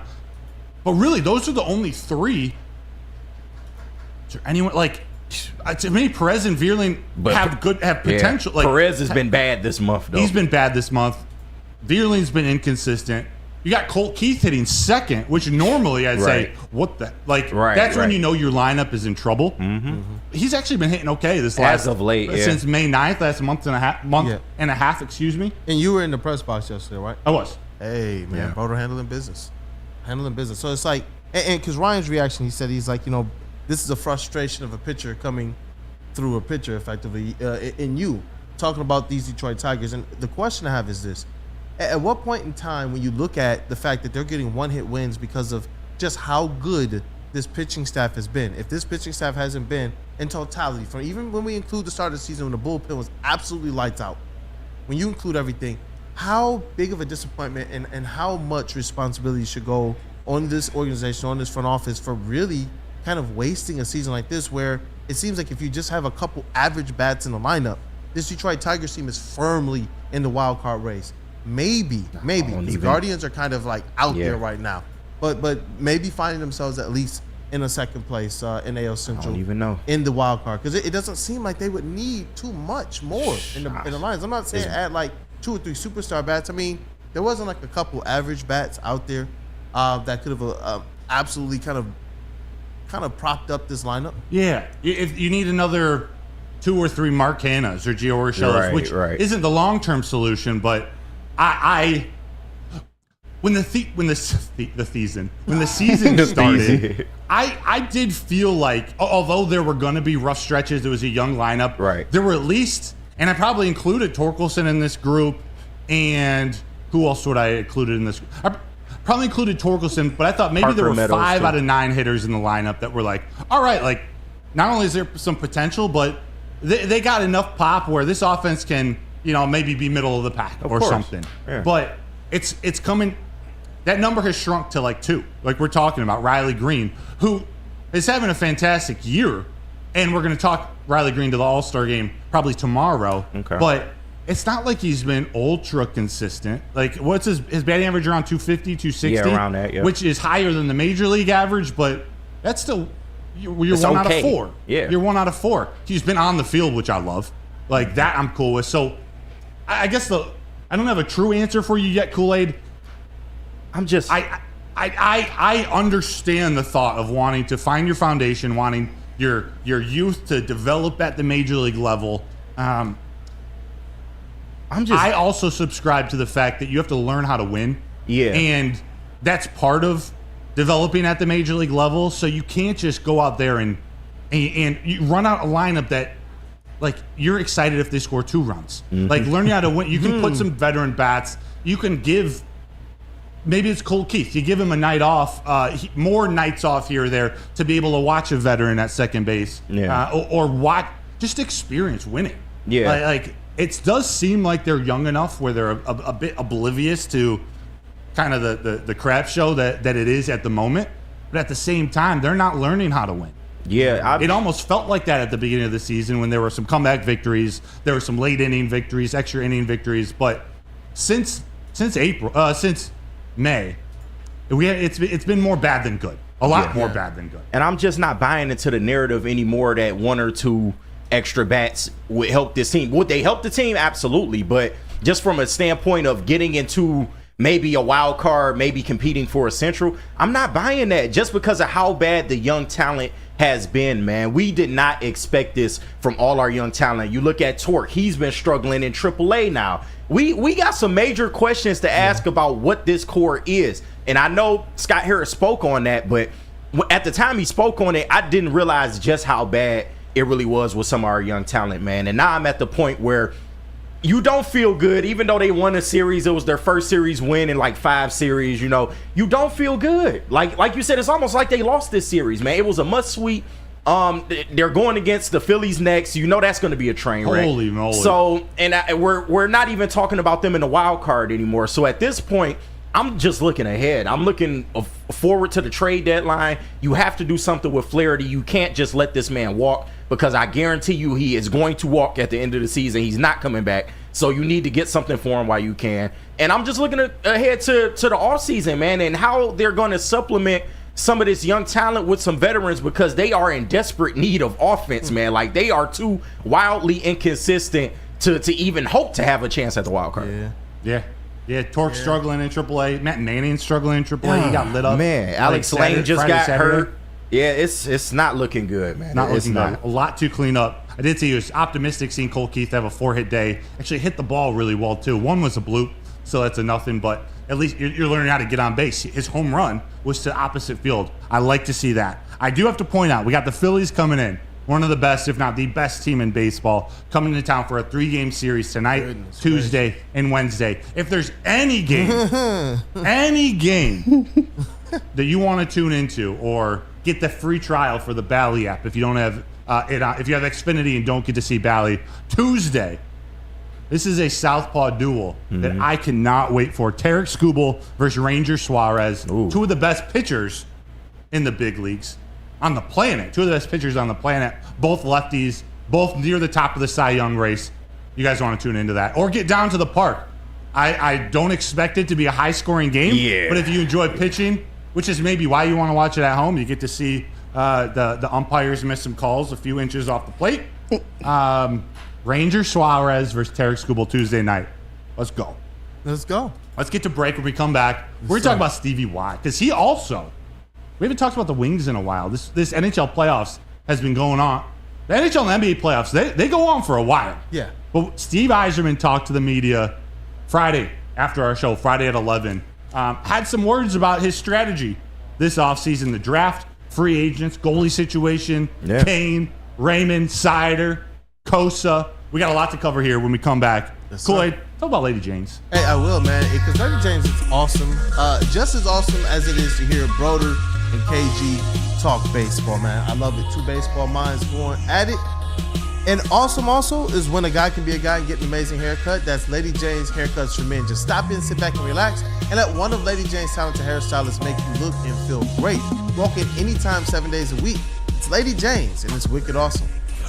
Stop searching for a vehicle and start finding one. Les Stanford Chevrolet Cadillac makes it easy. We harness the power of multiple dealerships and own the biggest selection of GM brands in the area to get you the car you need. With the Les Stanford Group, you'll have access to 4 different dealerships, providing you with more makes, more models, and more choices. We're connected to more than 1,000 vehicles, and with so many high-quality CPO vehicles available, you'll find new car quality at pre-owned prices. You can start and end your search at lesstanford.com today. We don't like to brag that we are the toughest sports network in Detroit, but we do have a guy named Darren McCarty on our side. Woodward Sports.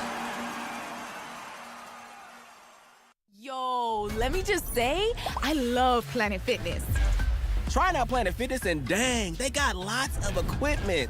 Not me getting a Planet Fitness membership just for the 24-hour perk. Listen, the PF Black Card is worth every penny for this hydro massage. I'm a new man. Did y'all know that the PF app has workouts you can do at home? Cheapest therapy I can find is Planet Fitness. All the benefits, all for less. Planet Fitness, big fitness energy for all. Thank you to all the fans for making Woodward Sports your #1 online destination for Detroit sports. We promise not to drop the ball. Is that an octopus in your pants, or are you just happy to see me? See what I did there? Go Red Wings! From Octopi Experts, Woodward Sports. Let Guardian Alarm offer you customized solutions from real experts. Our professional technicians take the time to recommend security and automation solutions specific to your needs. It's 24/7 professional monitoring. Call us anytime, day or night, and know that a Guardian team member will stay on the phone as long as needed, because it is technology that is backed by people, and your safety and security, it deserves technology that's been proven to work. and people who've been proven to care, all you got to do is call this number right here. Call it. 1-800-STAY-OUT. Once again, listen to Broder and call this number, 1-800-STAY-OUT. What up, though, people? Welcome back. It is Wake Up Woodward. Hey. We appreciate you guys for kicking off this beautiful morning and your week with the Woo Crew. Shout out to Planet Fitness as well. Whenever you guys know Woodward Sports is going to be in the building, definitely stop by the booth. We'll try and make sure that you there's some way you guys can understand where we are on that concourse as well. I think the last couple times we've been just up the concourse up there, first base line. So, How about the Red Wings, the other team owned by Chris Illich? This is a big offseason. And you guys know, and before we start talking Red Wings, this is probably my weakest of the four sports from a philosophical, from the game, the X's and O's perspective. But it was really interesting listening to Steve Yzerman's press conference a couple times, listening to some Red Wings podcasts, reading some Red Wings articles, people reacting to this. It was really interesting to see how everyone interpreted this press conference, because I think, like most press conferences these days, we got a lot of nothing, but there's also there's something in that nothing, if that makes sense. He talked about the Seider and Raymond contracts. He talked about Patrick Kane and the free agent market, the goalie situation, a few injuries to this team. By the way, chat, feel free to help me out, help us out in the chat. If there are any certain questions or comments or your feelings on this press conference, let me know. But I want to start with the Lucas Raymond and the Moritz Seider contracts, because I think also what I took away, I didn't realize how close all the offseason activities were for the NHL. Obviously, we got Game 7 of the Stanley Cup tonight. The NHL draft is Thursday and Friday, the 28th, 29th. And then free agency opens up on July 1st. So, in this press conference, Steve Yzerman admitted that he doesn't expect to get long-term extensions done for Mo Seider and Lucas Raymond before July 1st. So what that means is he's got to have that in mind and plan his free agent, his offseason strategy, while knowing that these big contracts are coming. And I know that makes it difficult to operate, right, guys? Like if you're going out, I guess I'll start with what it tells me. They're not going to go out and make a huge splash free agent signing because they have these lingering. They want to have the cap space to be able to be able to pay them, which they're planning on. It's just the timeline when it happens. Does this worry you, chat? Does this worry you? Not getting it done means they're not going to be, how should I say this? They're not going to be in play for some of the top free agents. It's going to be a lot of, not Band-Aids, but a lot of mid-tier guys to help come in and fill roles.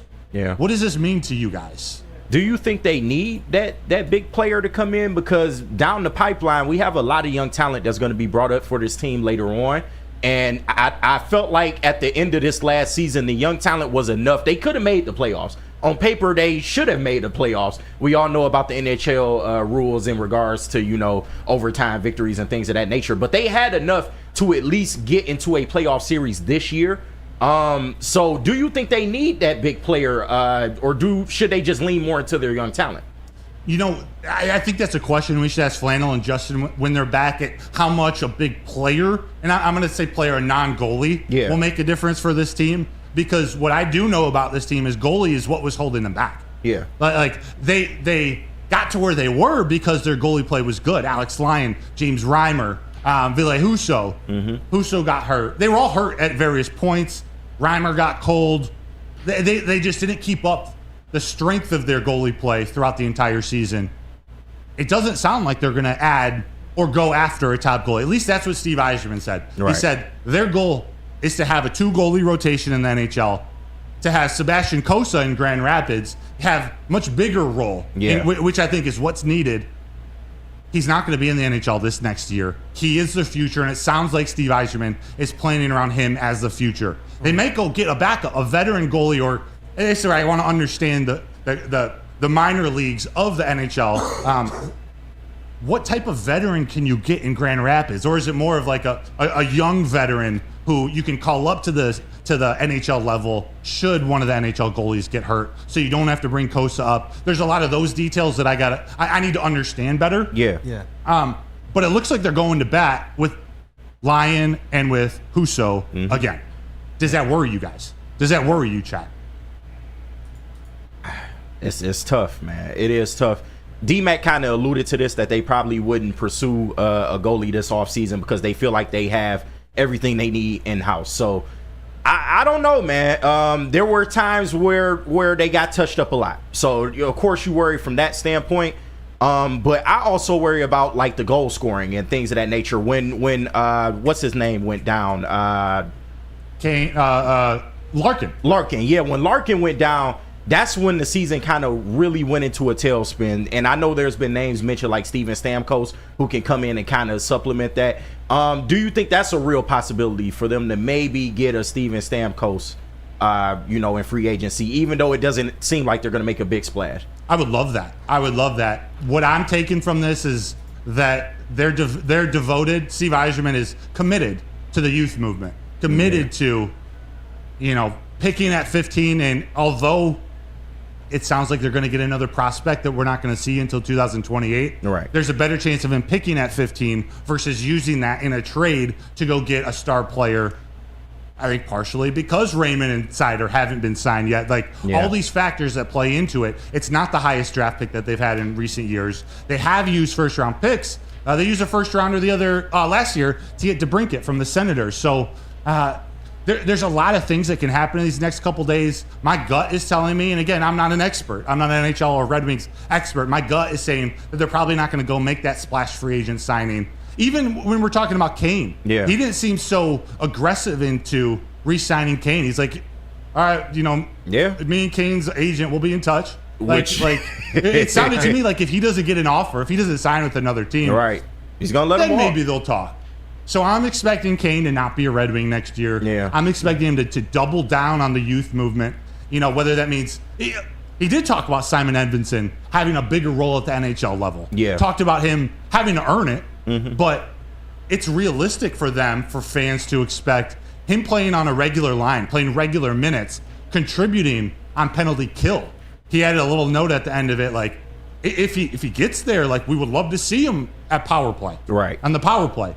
But he's got to earn it. We're not just going to give him because, he's Simon Edvinsson. Like, he's got to earn it. It feels a lot like, I don't know, does it feel a lot like the Tigers or a lot like the Lions? Like that, all right, just stick with us for a little more. We're building, the foundation, and we'll get there. Yeah. And I had a note in my notes because I really liked that press conference.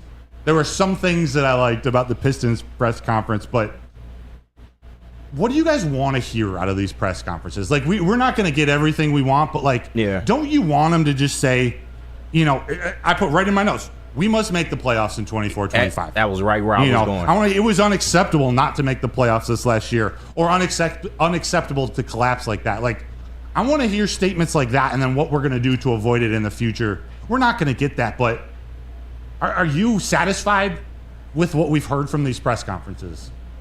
I mean, in terms of the Pistons, I mean, you kind of just got to take what you can get with them at this point because they've been so bad. In terms of the Red Wings, though, I was going right to that. This is, I think, is a crucial year. And Chad, if you agree with me, you can throw it in the chat. With him, might not necessarily be willing to make a big move in free agency. I think this is a do or die year for Steve Yzerman. Now, I don't mean do or die as in, if he doesn't make the playoffs, you fire him. But this is definitely going to be a bookmark year for him going forward. And if they're not going to make any moves and rely on the young talent, then I think we have to see a scenario where they must make the playoffs. And I would like to see him address that more, that is their plan going forward to make the playoffs, seeing that they were so close this last year. Yeah. I happen to be with you. I'm going to read some comments from the chat, trying to find my Red Wings guy. I know Kiazi says, this just goes to show how Stevie operates. I believe he also knows where he lies with the cap. He's almost like John Kramer, Saw movies. He stays 7 to 8 steps ahead of everyone. That's what I love to hear. And again, I don't have the depth of knowledge. I'm probably more in the Steve Yzerman slappy than maybe most analysts. And I have trust in Stevie Y. Yeah. Some blind trust. But I like hearing this from Kiaz. He says, we as fans worry about what we can see directly in front of us and a little ahead of us. Whereas Stevie has been there and done that and is already on chapter 8 of the book. I like that. Chuck Brewer, we have 2 goalies under contract already, so we need to trade one of those to bring in a new one. Facts. Yeah. Where's the away fan? I saw one comment from the away fan. Can I sneak this one in by Joe Vidicki? Stevie is done with rebuilding. Guaranteed he makes some surprisingly aggressive moves. So it'd be interesting to see for the Red Wings because it was really sad to see them kind of fade towards the end of last season. But as it relates to would they been able to carry that type of success forward with where Steve Yzerman is, I do believe so. So it's like seeing them put themselves in a position this next season to make the playoffs and know that the foundation is one that we hear from all the other teams. Like the Lions are actually look like they're the best at executing this. The Pistons are saying this is what they want to do as well. Have that longevity of success as well. Yeah. And that's what Steve Yzerman, that's what he's accustomed to. Not just as a player, but also as a manager with his time with the Lightning. They had long-term success. I think that even though he's been here for some time now, 5 years, 6 years rebuilding, they put themselves in a really good position. They got some strength down in Grand Rapids.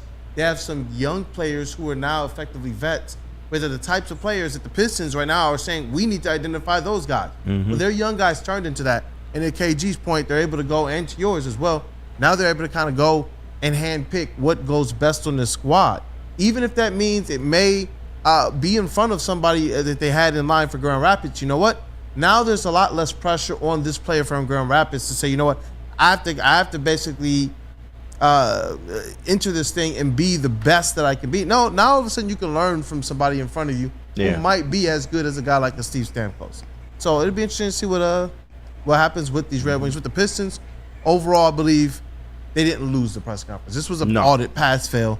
They didn't lose it. Them not losing it, them passing it, or them winning it. Right. This is all where people are right now. I think Detroit is fresh out of hope. Fans, observers, media, people just want to see this thing. Results. Just see this thing through. Just go out there and execute what you say you're going to do. Even if that means it's going to take a little time, we'll be mad. But like, if I see good stuff happening, right, that's all I care about right now. I'm going to be honest with you. I think they lost the press conference by being an hour late. Like, Yeah, I don't think unless you blew away Seriously, the I'm not fan mad at base, that. I think that's a fail. Yeah. And I'm still optimistic. I like Trajan Langdon. I don't like how that played out. But there are a few more points we want to talk about that and a few more Red Wings points when we talk that, including our predictions for the Stanley Cup Finals. Game 7 tonight, Oilers versus Panthers. You talked a lot about bringing in some new depth, bringing in some pieces to help take them to the next level, some insurance maybe. Yeah. Cool. Tell them about Swiss Insurance. I will tell them about Swiss. Now more than ever, it is critical for you to have your insurance reviewed. Swiss Insurance will make sure your carrier is not slipping in any extra fees. No diddy.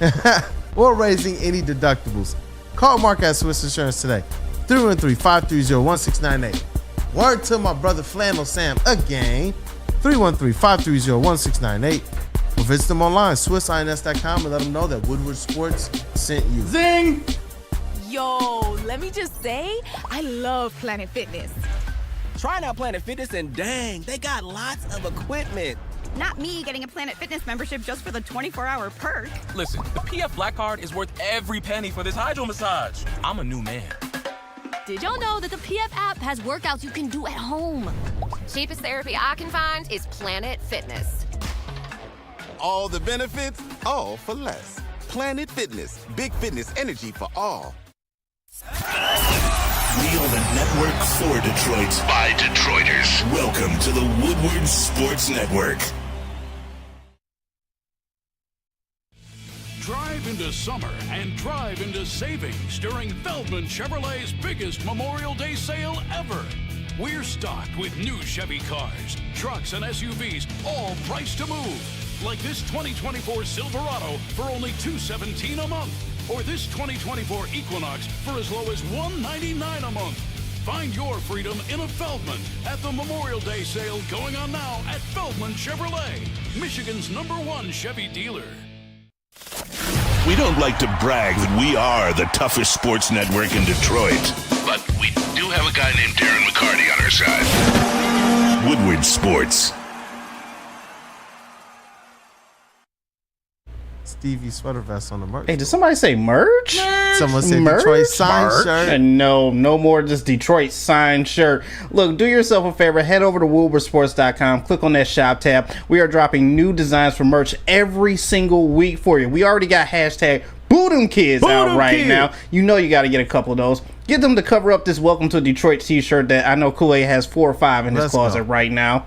We got the Tiger sweatshirts as well, and you can't forget about the Dan Campbell and Brad Holmes election t-shirts, hoodies, and hats as well too. In a minute, they're probably going to have to come up with a Trajan Langdon shirt. I'm just saying. Yeah. I'm just saying. But anyway, head over to woodwardsports.com, click on that shop tab. We got everything you need to get swagged out this season. Come on now. Come on now. Let's go, man. Welcome back. It's Wake Up Woodward. We appreciate you guys for kicking off today with the Woo Crew. Let's zoom on through that light goal this morning. It really helps out the crew. The appreciation, man, it goes a long way for this show and everything that we're trying to establish. It's awesome that we have boots on the ground. This show, it represents kind of the credential outlook as well as some of our ball knowers on this show as well. Our elite Booth, Justin, Flannel Sam, and others. And it's really some great conversation, man. Our Love chat, it. you guys as well. You guys are always on one. Go ahead and smash that like button to support the Woo Crew. Yes, So we are back. Great Red Wings comments in there too. I got to get through them, and I'll revisit them tomorrow. We're going to talk more Red Wings tomorrow with Flannel and with Justin. We're going to talk NHL draft. They're two probably are more well-versed members of this show. But a few last notes about Steve Yzerman's press conference, and we'll give our Game 7 predictions. And then we decided we're going to revisit this Pistons press conference real quick. Yes, hang tight on that. Steve Yzerman alluded to a couple injuries that he's not worried about. Dylan Larkin, I think this was a surprise to most. He had a surgery, an upper body injury he was dealing with that required, he was dealing with it near the end of the season, didn't think much of it, discovered it needed, he didn't call it a minor operation, but it needed an operation, a surgery. He's expected to be 100% by training camp.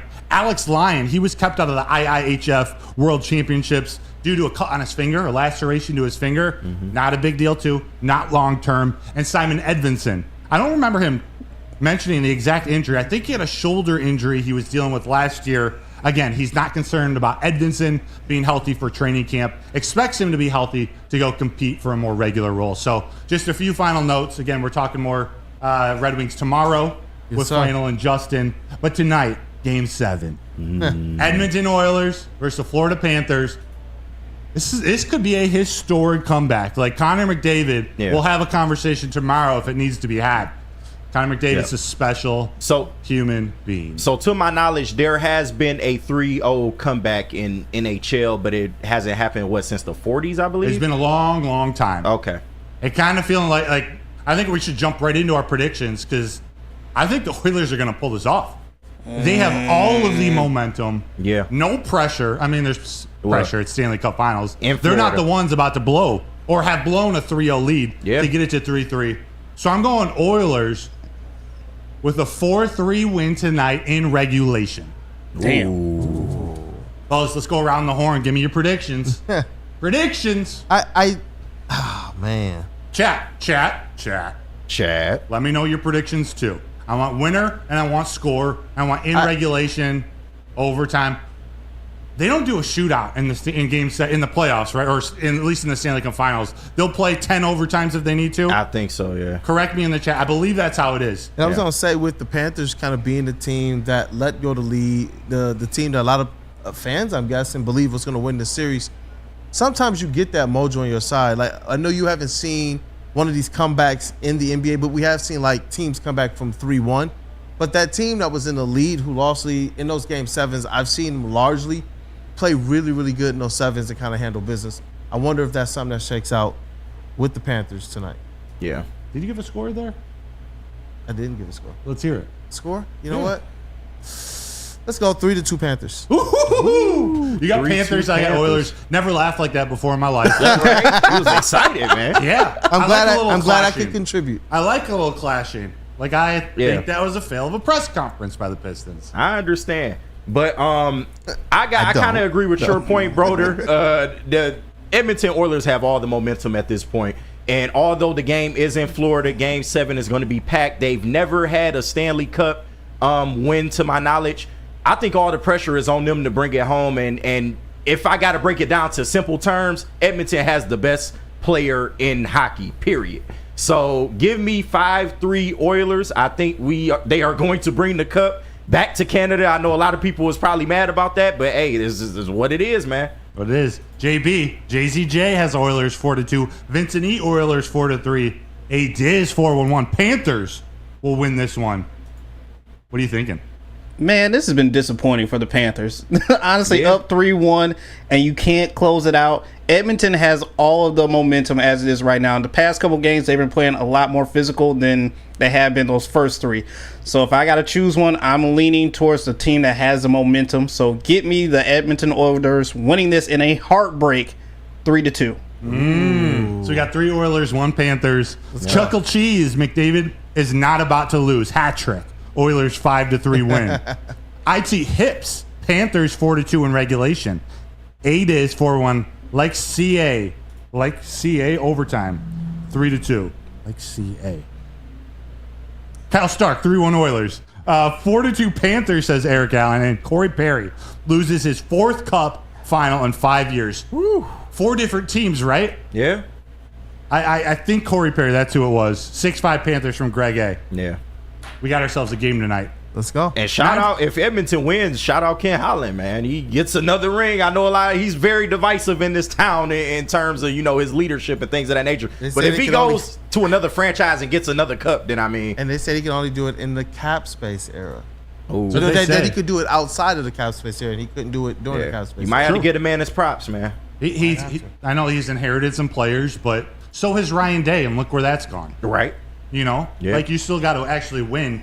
I mean, Ryan Day wins a lot in the regular season. Yeah, you could be born on third base, but it takes a unique skill to get home. Huh? Exactly. It does. Exactly. Nah, if Edmonton win, KG, shout out to the Oilers girl. Yeah, Oilers girl. Shout out to the Oilers girl. She's who just already a inked a celebrity. deal with Playboy, might I add, too. Oh, my Wait, God. so she skipped OnlyFans and just went straight to the top at Playboy. Wow. Okay. Wow. Goodness. I didn't think she, wait. Playboy Hold on, worthy in the face. She got to but- deal with Playboy by showing the toddies.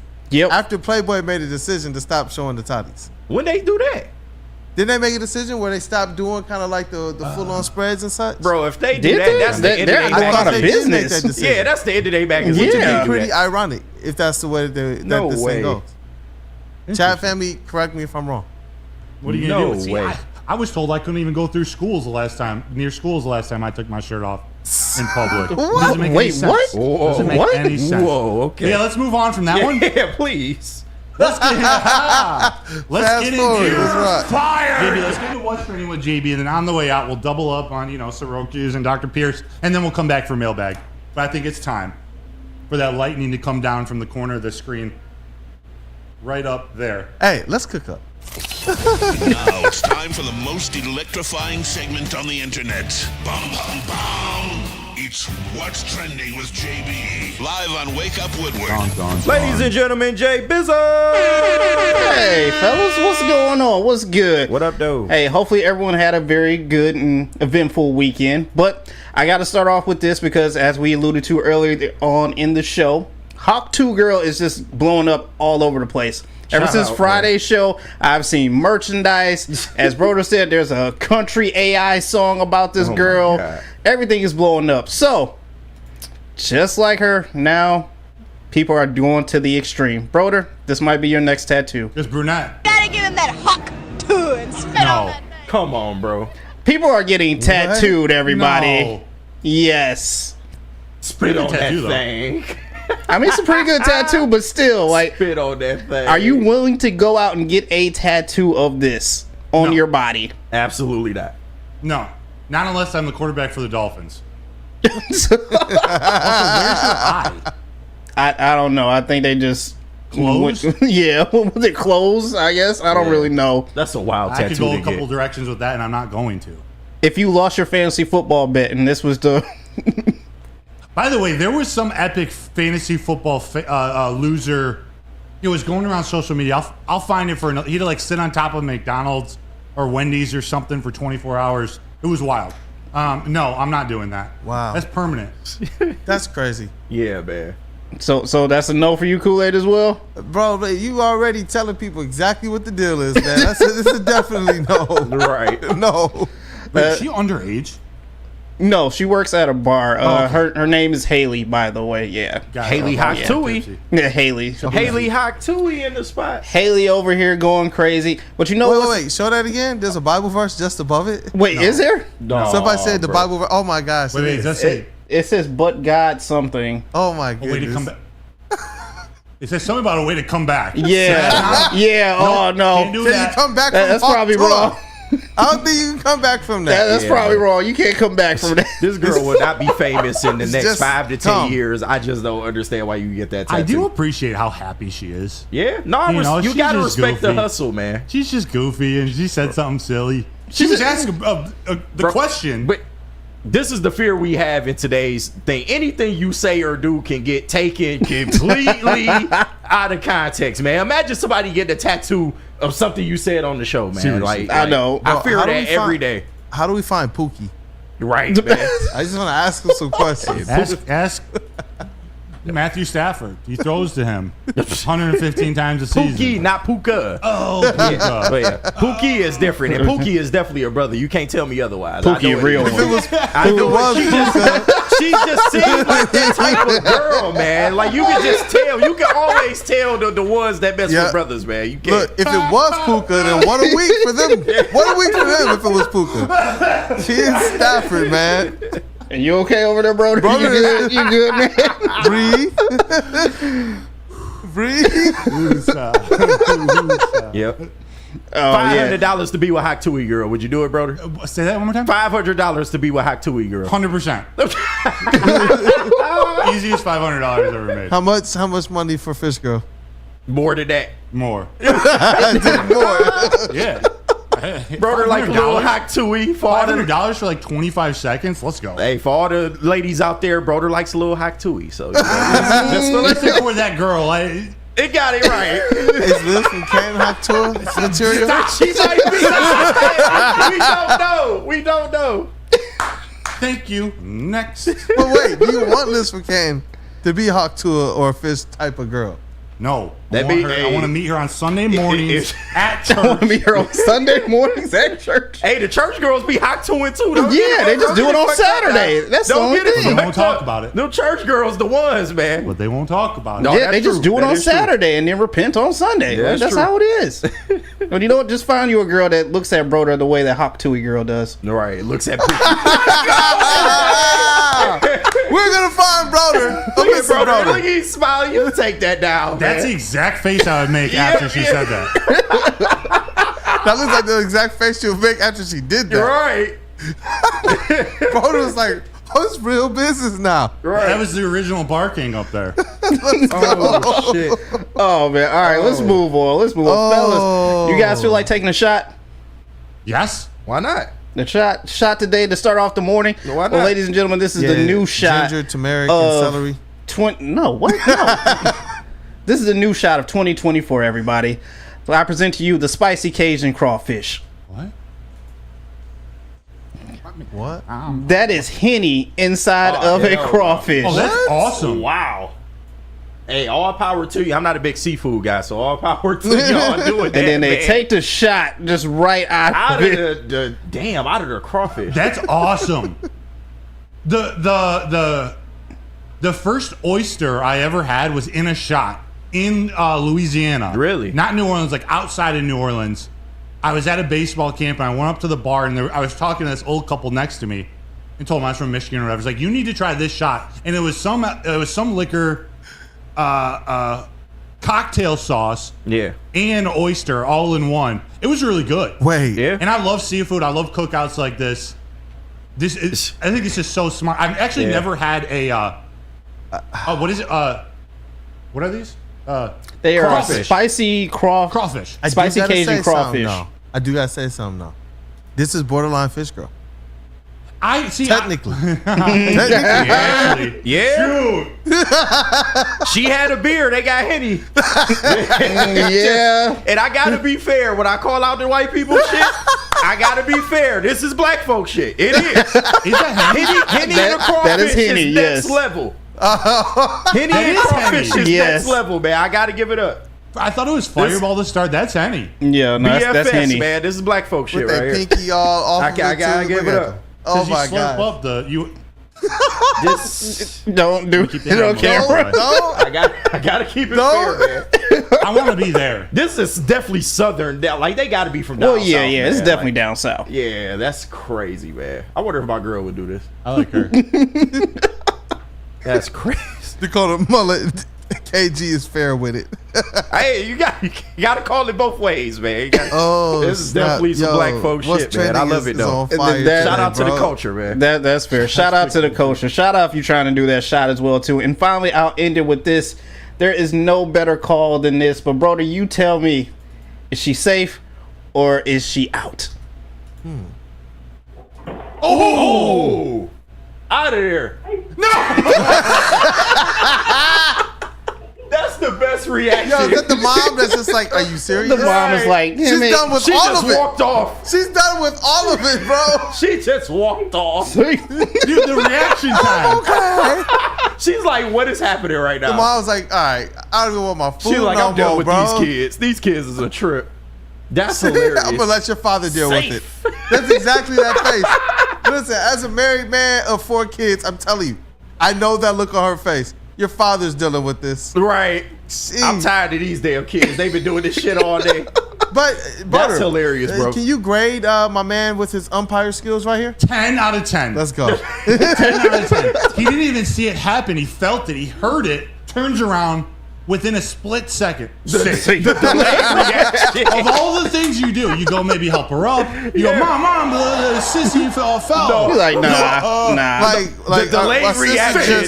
Face planted a hardwood floor. Right. My first reaction is the fact that she was like her. She was Kate Winsletting it, and then was sliding. You know, it was like. Her body was all deformed. Yeah. That kid, 10 out of 10. No, that kid is great. That delayed reaction when he gave the save, that's 100%. 100%. Way better than Angel Hernandez. I thought you was going elsewhere. Yeah, I thought you were going somewhere else with it. Yeah, man. Oh, well, we don't want to talk about that 25 and 16 piece. Stop taking my mailbag question. Hey, listen, that's my mailbag question for today. That's my mailbag. All right, well, let's get into some mailbag, you guys. 17 and 13. The dub. Yeah, man. 25-16 in the dub. You saw I had that in the opener. I had that in the opener. I was going to hit you with it. Let's get into some mailbag. That's it for what's trending. We do. Let's Great job, JBSMOOOOOV. 4 O's, 1 V, man. 51. We're going to take a super quick break. I'm going to tell them about Soroki's. Then you're going to tell them about Dr. Pierce. Yes, sir. Then we're going to go to break. We'll be back. Get your mailbag questions in the chat. I know Soroki's doesn't have crawfish with Hennessy in them, but they have crispy chicken and pizza. And they're taking over Michigan. This crispy chicken tenders are hand-breaded, hand-battered. They got sandwiches, Newark-style pizza. Soroki's, they're doubling their number of restaurants each year with locations popping up all over Metro Detroit. So be sure to stop in and try some at a mega station near you. Go to www.sorokis.com. And if you're so full, your back starts to hurt, and you have this sharp pain that you can't feel in your back, you got to go talk to Dr. Pierce.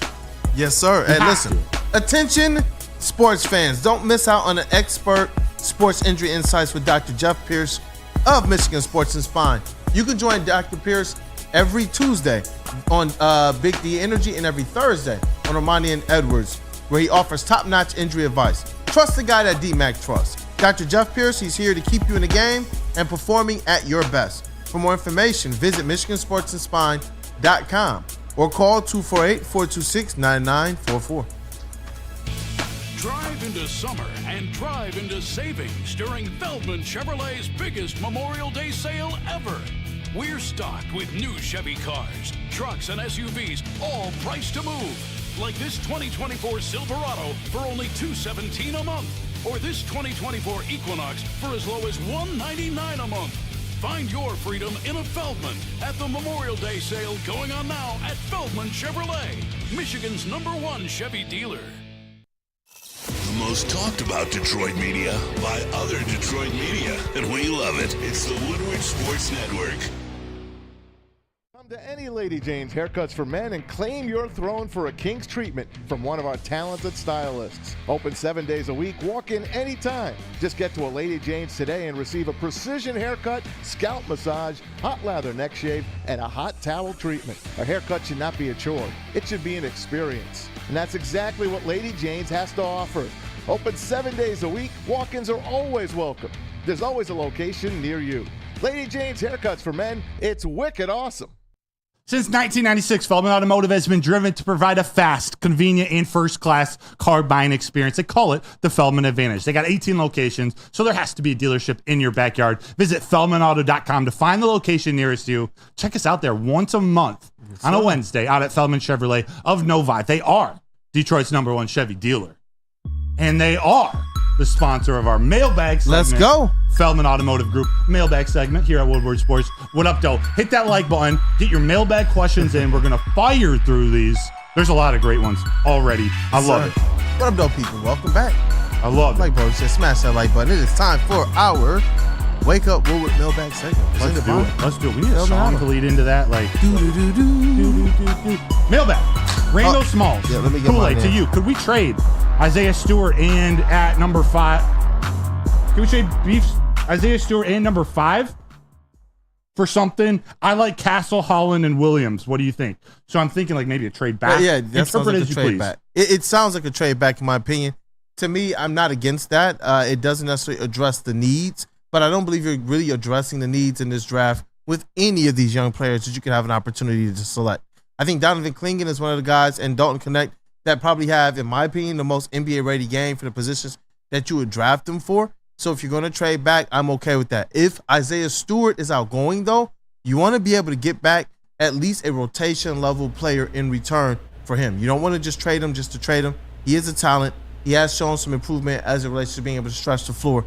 And so, yeah, I'm okay, though, definitely, though, with trading back and selecting, a player like Cody Williams, Ron Holland from the G League, who I wish his efficiency was a little bit better, but his volume and what he's able to produce, I actually like what he brings to the table. So. Love it. Love it. Charles McClain, mailbag. With TBA announced as pitcher for Tigers on Tuesday, is it because of trade rumors from Cardinals and Braves or just an extra day of rest for the starters? That is a good catch, Charles, because normally the Tigers are one of the better teams at projecting their probable pitchers. I am 99% sure Jack Flaherty is starting Wednesday, Game 3 of the Phillies series. I don't know why it wasn't on there. Maybe due to his injury before. Yeah. They weren't sure maybe before committing to, their 5-man rotation. Maybe he was going to need a week off or something. I fully expect, especially after he pitched on Friday, I expect Flaherty to be right there. Steve DeYoung, if it was not already covered, thoughts on the Cam Sutton trying to sue Detroit over his contract? Oh, yeah, I heard about that. What the You hear about hell? this? He filed a grievance? Yeah, he filed a grievance. So he's trying to recoup some or all of his $10.5 million guarantee that they gave him like a couple days before he went rogue. Yeah. He was in the weight room and they said, hey, go turn yourself in. Right. And he was like, all right, peace. And to that, kick rocks. Because you voided your contract. Yep. And I'm glad that Rod Wood of the Detroit Lions actually they got ahead of this thing. A lot of people who thought, why are the Detroit Lions dragging their feet on this? They didn't. Within 24 hours of them figuring this thing out, they actually talked directly to Cam Sutton. They told him as an organization how he needs to handle this thing, and he chose not to. And I know a lot of people could say, well, this is just personal stuff. Yeah. It's not just personal stuff. It totally affects the brand. It totally affects the people's perception of this organization. Yeah. And so they should have a say-so. In terms of if your public stuff is going to spill out into the public and affect them, they should have a say-so in this matter. And I do believe that if there's any type of lawsuit, that's something that the legal system looks at as, listen, the Detroit Lions have just tried to make sure that the right thing has been observed throughout this entire process. And I'm sorry, this leads more into my line of thinking that he kind of maybe wanted to be done with the Lions. Because all of this doesn't make sense, man. They tell you to turn yourself in, you go rogue. The whatever he got caught on wasn't that bad, but it just seems like maybe he didn't want to be here anymore. He was taking a lot of flack from the fan base. He was starting to go back at fans. Then this happens, man. It's weird. He goes back to the Steelers. I'm really starting to think that maybe he did not want to finish his tenure with the Lions, man. Yeah. I'm sorry. Yeah, so for the time being, 40% of the money that's in question is back on the books for the Lions. So they're currently sitting with $34.5 million salary cap space. And Sutton's contract, the 10.5, accounts for $6.38 million against the cap at the moment, including the 4.2 mil that was added as a result of the grievance file. So that 4.2 mil is that 40%. Mailbag. That's wild. Kool-Aid, Shad, 216, JF. Mailbag, sir. do you think Tellum ruined the trajectory of the Pistons by overriding Troy's first pick in 2020? I definitely do. I definitely do. And I don't know how much of it was an overriding or if coming to the organization, they understood, hey, we already have our first pick. After that, you can do whatever you want to do.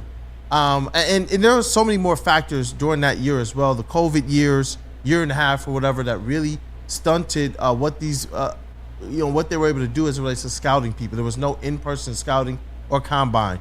And so they had to, after that, rely on what they kind of thought they knew or felt from years prior knowledge, which is how Sadiq Bey and Isaiah Stewart, who he had connections to, wound up becoming the picks later in that first draft. But I do believe that first pick definitely skewed everything that the Detroit Pistons could be kind of after that. What about this, Kool-Aid? Bada bing, bada boom. Mailbag, what bad contracts do you expect the Pistons to take on, and what kind of assets would we likely receive to take them? Yeah. Any gut reactions? I mean, look, Evan Sittery, he posted this morning that the Detroit Pistons are actually looking to get involved with one Najee Marshall of the New Orleans Pelicans. But in terms of bad contracts they could take on, at one point in time when they were one of the few teams that were associated with some of the bad contracts, like the Levine or even the DeRozan, who we know is going to be looking to get paid because he just had a top 30 NBA player season, Brandon Ingram and whatnot. These are the types of players that I'm hoping the Detroit Pistons are in on if you're going to take on bad contracts. Beyond that, they're going to be some kind of vet type players, some average type players that can step in here and give you some NBA rotation help, which is something we're going to definitely dive a little bit deeper into as this free agency experience continues. No doubt, no doubt. Aaron to the Stone, mailbag. Yo, fellas, just curious, did you see that Stephen A. did a video commenting on the Kelly Stafford? I did. For real? He did. I did. I like Stephen A.'s comment. I don't like Stephen A. recently. Yeah. I liked how he presented it. Yeah. And did you see it? I didn't. He was very critical of why the hell would you ever say this? Right. Like, what good does this do to anybody? You or Matthew, or like there is no reason at all. It's the dumbest thing you could ever. Like, why? Right. You have 4 kids at home. Why are you putting that stuff out? Yeah. But he did end. I'm not taking a shot at her character or going in depth about this or that. But for this instance, so stupid. Exactly. So stupid. You're just creating problems for him on the field. That's it. It makes no sense. Yeah, I don't get that. I mean, especially when you're talking about locker room culture and everything. And I'm hoping, and I'm sure that they know, you won the Super Bowl with this man, exactly who Matthew Stafford is. So even if wifey's popping off, hopefully people know exactly who he is in those locker rooms, because that's wild, bro. Big Joe Cox, man. Well, yeah, that's Big wild, Joe bro. Cox. His teammates and I'm not worried about the people who know Matthew Stafford is like of course, caring at all, but it's so stupid that we're talking about him being cheated on by his current wife, mother of her 4 kids. Like, that's just, as a man or as a woman in the reverse scenario, like you don't want that business out. It's like not that a good look. it's embarrassing. No, you don't want that business out there. But I respect to Stephen A. Smith because he handled the whole situation perfectly, especially on the topic of the subject. He meant no disrespect trying to speak on Kelly and what they did back in their college days or whatever. She but put it out there. Yeah, she put it out there. Let's be honest. This is all for clicks for her podcast. I mean, if we're being real about this, she just needs some viewerships. And honestly, man, it's that desperate that you need that. You don't do that to your husband, or your wife. It's like your kids are going to literally see this type of stuff. Like, I would rather them see me make a bad decision as relates to, let me show a little skin or something. Right. Like to or literally being drunk on a stage after a Super Bowl. Yeah, like but whatever. To literally do this, to say, you know what, I'm going to show you guys how much I really think about my marriage, about my husband, about our family, one of our family leaders. Right. That to me is pretty It's wild. bad, man. It's You think bad. he's not going to hear that damn near every Sunday this season from the opposing team? Like, that's wild, man. Yeah, like Big we're Joe talking Cox about took we know Joe Cox Kirby t-shirts. Like, Joseph, that is man. going to be a thing now, and it's stupid. And Kelly Stafford, she is a great human. She has a really good heart. She's done a lot of good things for Woodward sports in this state. So I don't want any of this to go against her heart. But this and the kids issue, like telling them, like, those are stupid. Like you got to take responsibility for your actions, right? And it is absolutely atrocious for her to do that. Just gave us blueprint material. One real quick comment. Herb Nash said, "Do you guys see Crosby Field at Eastern Michigan University?" No. So I he donated did. $1 million to Eastern Michigan Athletic Facility, and they I don't know if they redid the whole field. I don't know all the details, but their new stadium and field looks epic. It's really cool. Nice. They did a whole video for it. I seen a little bit of it. The stadium does look like it had a lot of upgrades, especially renaming it and everything like that. The stands are kind of cut up in the EMU green and white colors all over the place. It's really nice. He put in a lot of money to build this place up, and it's nice to see him coming back to his old college and, you know, just helping out where he first started. So it's nice. Facts. Oh, they got rid of the tracks. Very cool. All right, last question. John Effing Lord, mailbag, KG and JB. Who will be the sixth member of the 6-6? Braun, Strowman, Alex Bliss? You mean the Wyatt 6? Yeah. See, I don't have the context. Yeah. Like the 6-6. What is that? The 6-6. He must have misspelled it, but he means the Wyatt 6. Yeah, it's a Wyatt 6. Yep. W and S are close. Y and I. Yeah. So, but to answer his question, to be honest, I don't think they're gonna add a 6th member. I think that 6th spot is kind of reserved to honor the memory of Bray Wyatt, seeing that this was his creation and his thing that he didn't get to fully live out before his untimely passing. So I think they just keep it as is, man, and just have Uncle Howdy run the show, JB. But yeah, I would just keep it as is, man, and honor that memory of Bray. And JB, he did misspell it. Yeah. John Effing Lord said he misspelled it. Yeah, I mean, I figure. But yeah, I would do the same thing as KG said. Just honor Bray Wyatt and be that 6th member. If you want to name the Lantern Bray Wyatt, fine, go ahead. Right. See that his memory lives on in it. That'll be perfect. But yeah, there's no need to add to it. Just let Bray's memory live on, and this is what he started versus where it's become right now. Bam. Monday show just absolutely flew by. Can't wait for Raw tonight, too. Raw is going to be epic. Oh, yeah. Wrestling, right? Yes, sir. Okay. Monday Night Raw. Just want to be clear about what you're talking about. Yep. There's a lot of things flying around the internet. No, boy. No, boy. All right. Oh, man. That's a show. Hey, let's get Well, chest pass. Okay, Trajan Langdon, your first move is how you throw a chest pass. There you go. You didn't screen. There You you need go. a basketball hoop in There you here. go. No, we don't. That's an assist for Boulder. Good pass, bro. But hey, thank you guys for choosing to kick off the day with the Wake Up Woodward crew. Chat family, as always, you guys are on one. The engagement was awesome. The questions, the passion, and the care that you guys have. We're hoping that our passion and our care for these teams, covering it, kind of doing the groundwork and being able to talk about it with you all, I'm hoping that that's conveyed properly through this stream. But thank you guys, man. Smash that like button if you already haven't. If you have, encourage somebody else to do the same. Let's break this thing down. Shout out to Flannel Sam. I saw him walk in. We saw him walk in maybe about 30, 45 minutes ago. I know he's in the back getting prepped for Big D Energy. He will be back with the Woo Crew starting tomorrow, being able to break down some of this Steve Yzerman stuff alongside our 6th man of the group, that dude Justin, who will be back tomorrow as well. It'd be cool to have the whole team back. Shout out, though, to our elite, illustrious, wonderful, stupendous, magnificent, unchallenged, no equal. Yeah. Our booth, man. Yeah. Shout out to Detroit's #1 draft pick. That is KG. On his way to Woodward Sports MVP, a.k.a. Black Hollywood. You damn right, man. Hey, shout out. Once again, Kool-Aid, you killed it at the press conference, man. Shout out to the work you did there, man. It was a great weekend. It's going to be a great week. Shout out to everybody in the chat as well. Dakota Mullet, I know you a man now, so my fault on that. But shout out, man. He always show love. But shout out to everybody, and let's have a good week, man. Hey, let's have a great week. It's been a good start to it. I love our chat. There was a lot of disagreements, but it's debate. It's industry. It doesn't feel personal, which I could totally accept. Opposite opinions of mine, of you, like, that's why I love our chat. Let's go.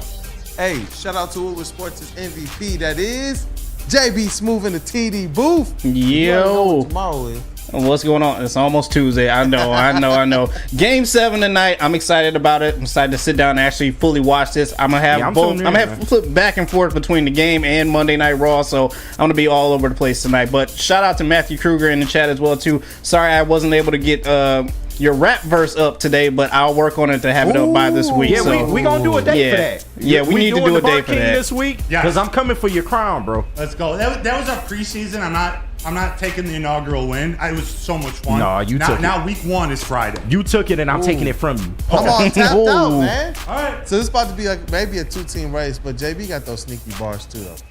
That'd be dope. Bars. Shout out to Terrell Lamar. He said you could tell Kool-Aid carried the basketball everywhere when he was a young kid. Yes, I definitely did. That and shorts underneath everything. Oh, you know that. Church pants. Yes. I'm so glad. I'm glad we out of that era, bro. Why was we wearing basketball shorts under our pants, bro? Right, Like, because you ready to hoop at any moment. You never knew when a game of 21 was gonna break out. Bro, not even just 21. If we're in a parking lot.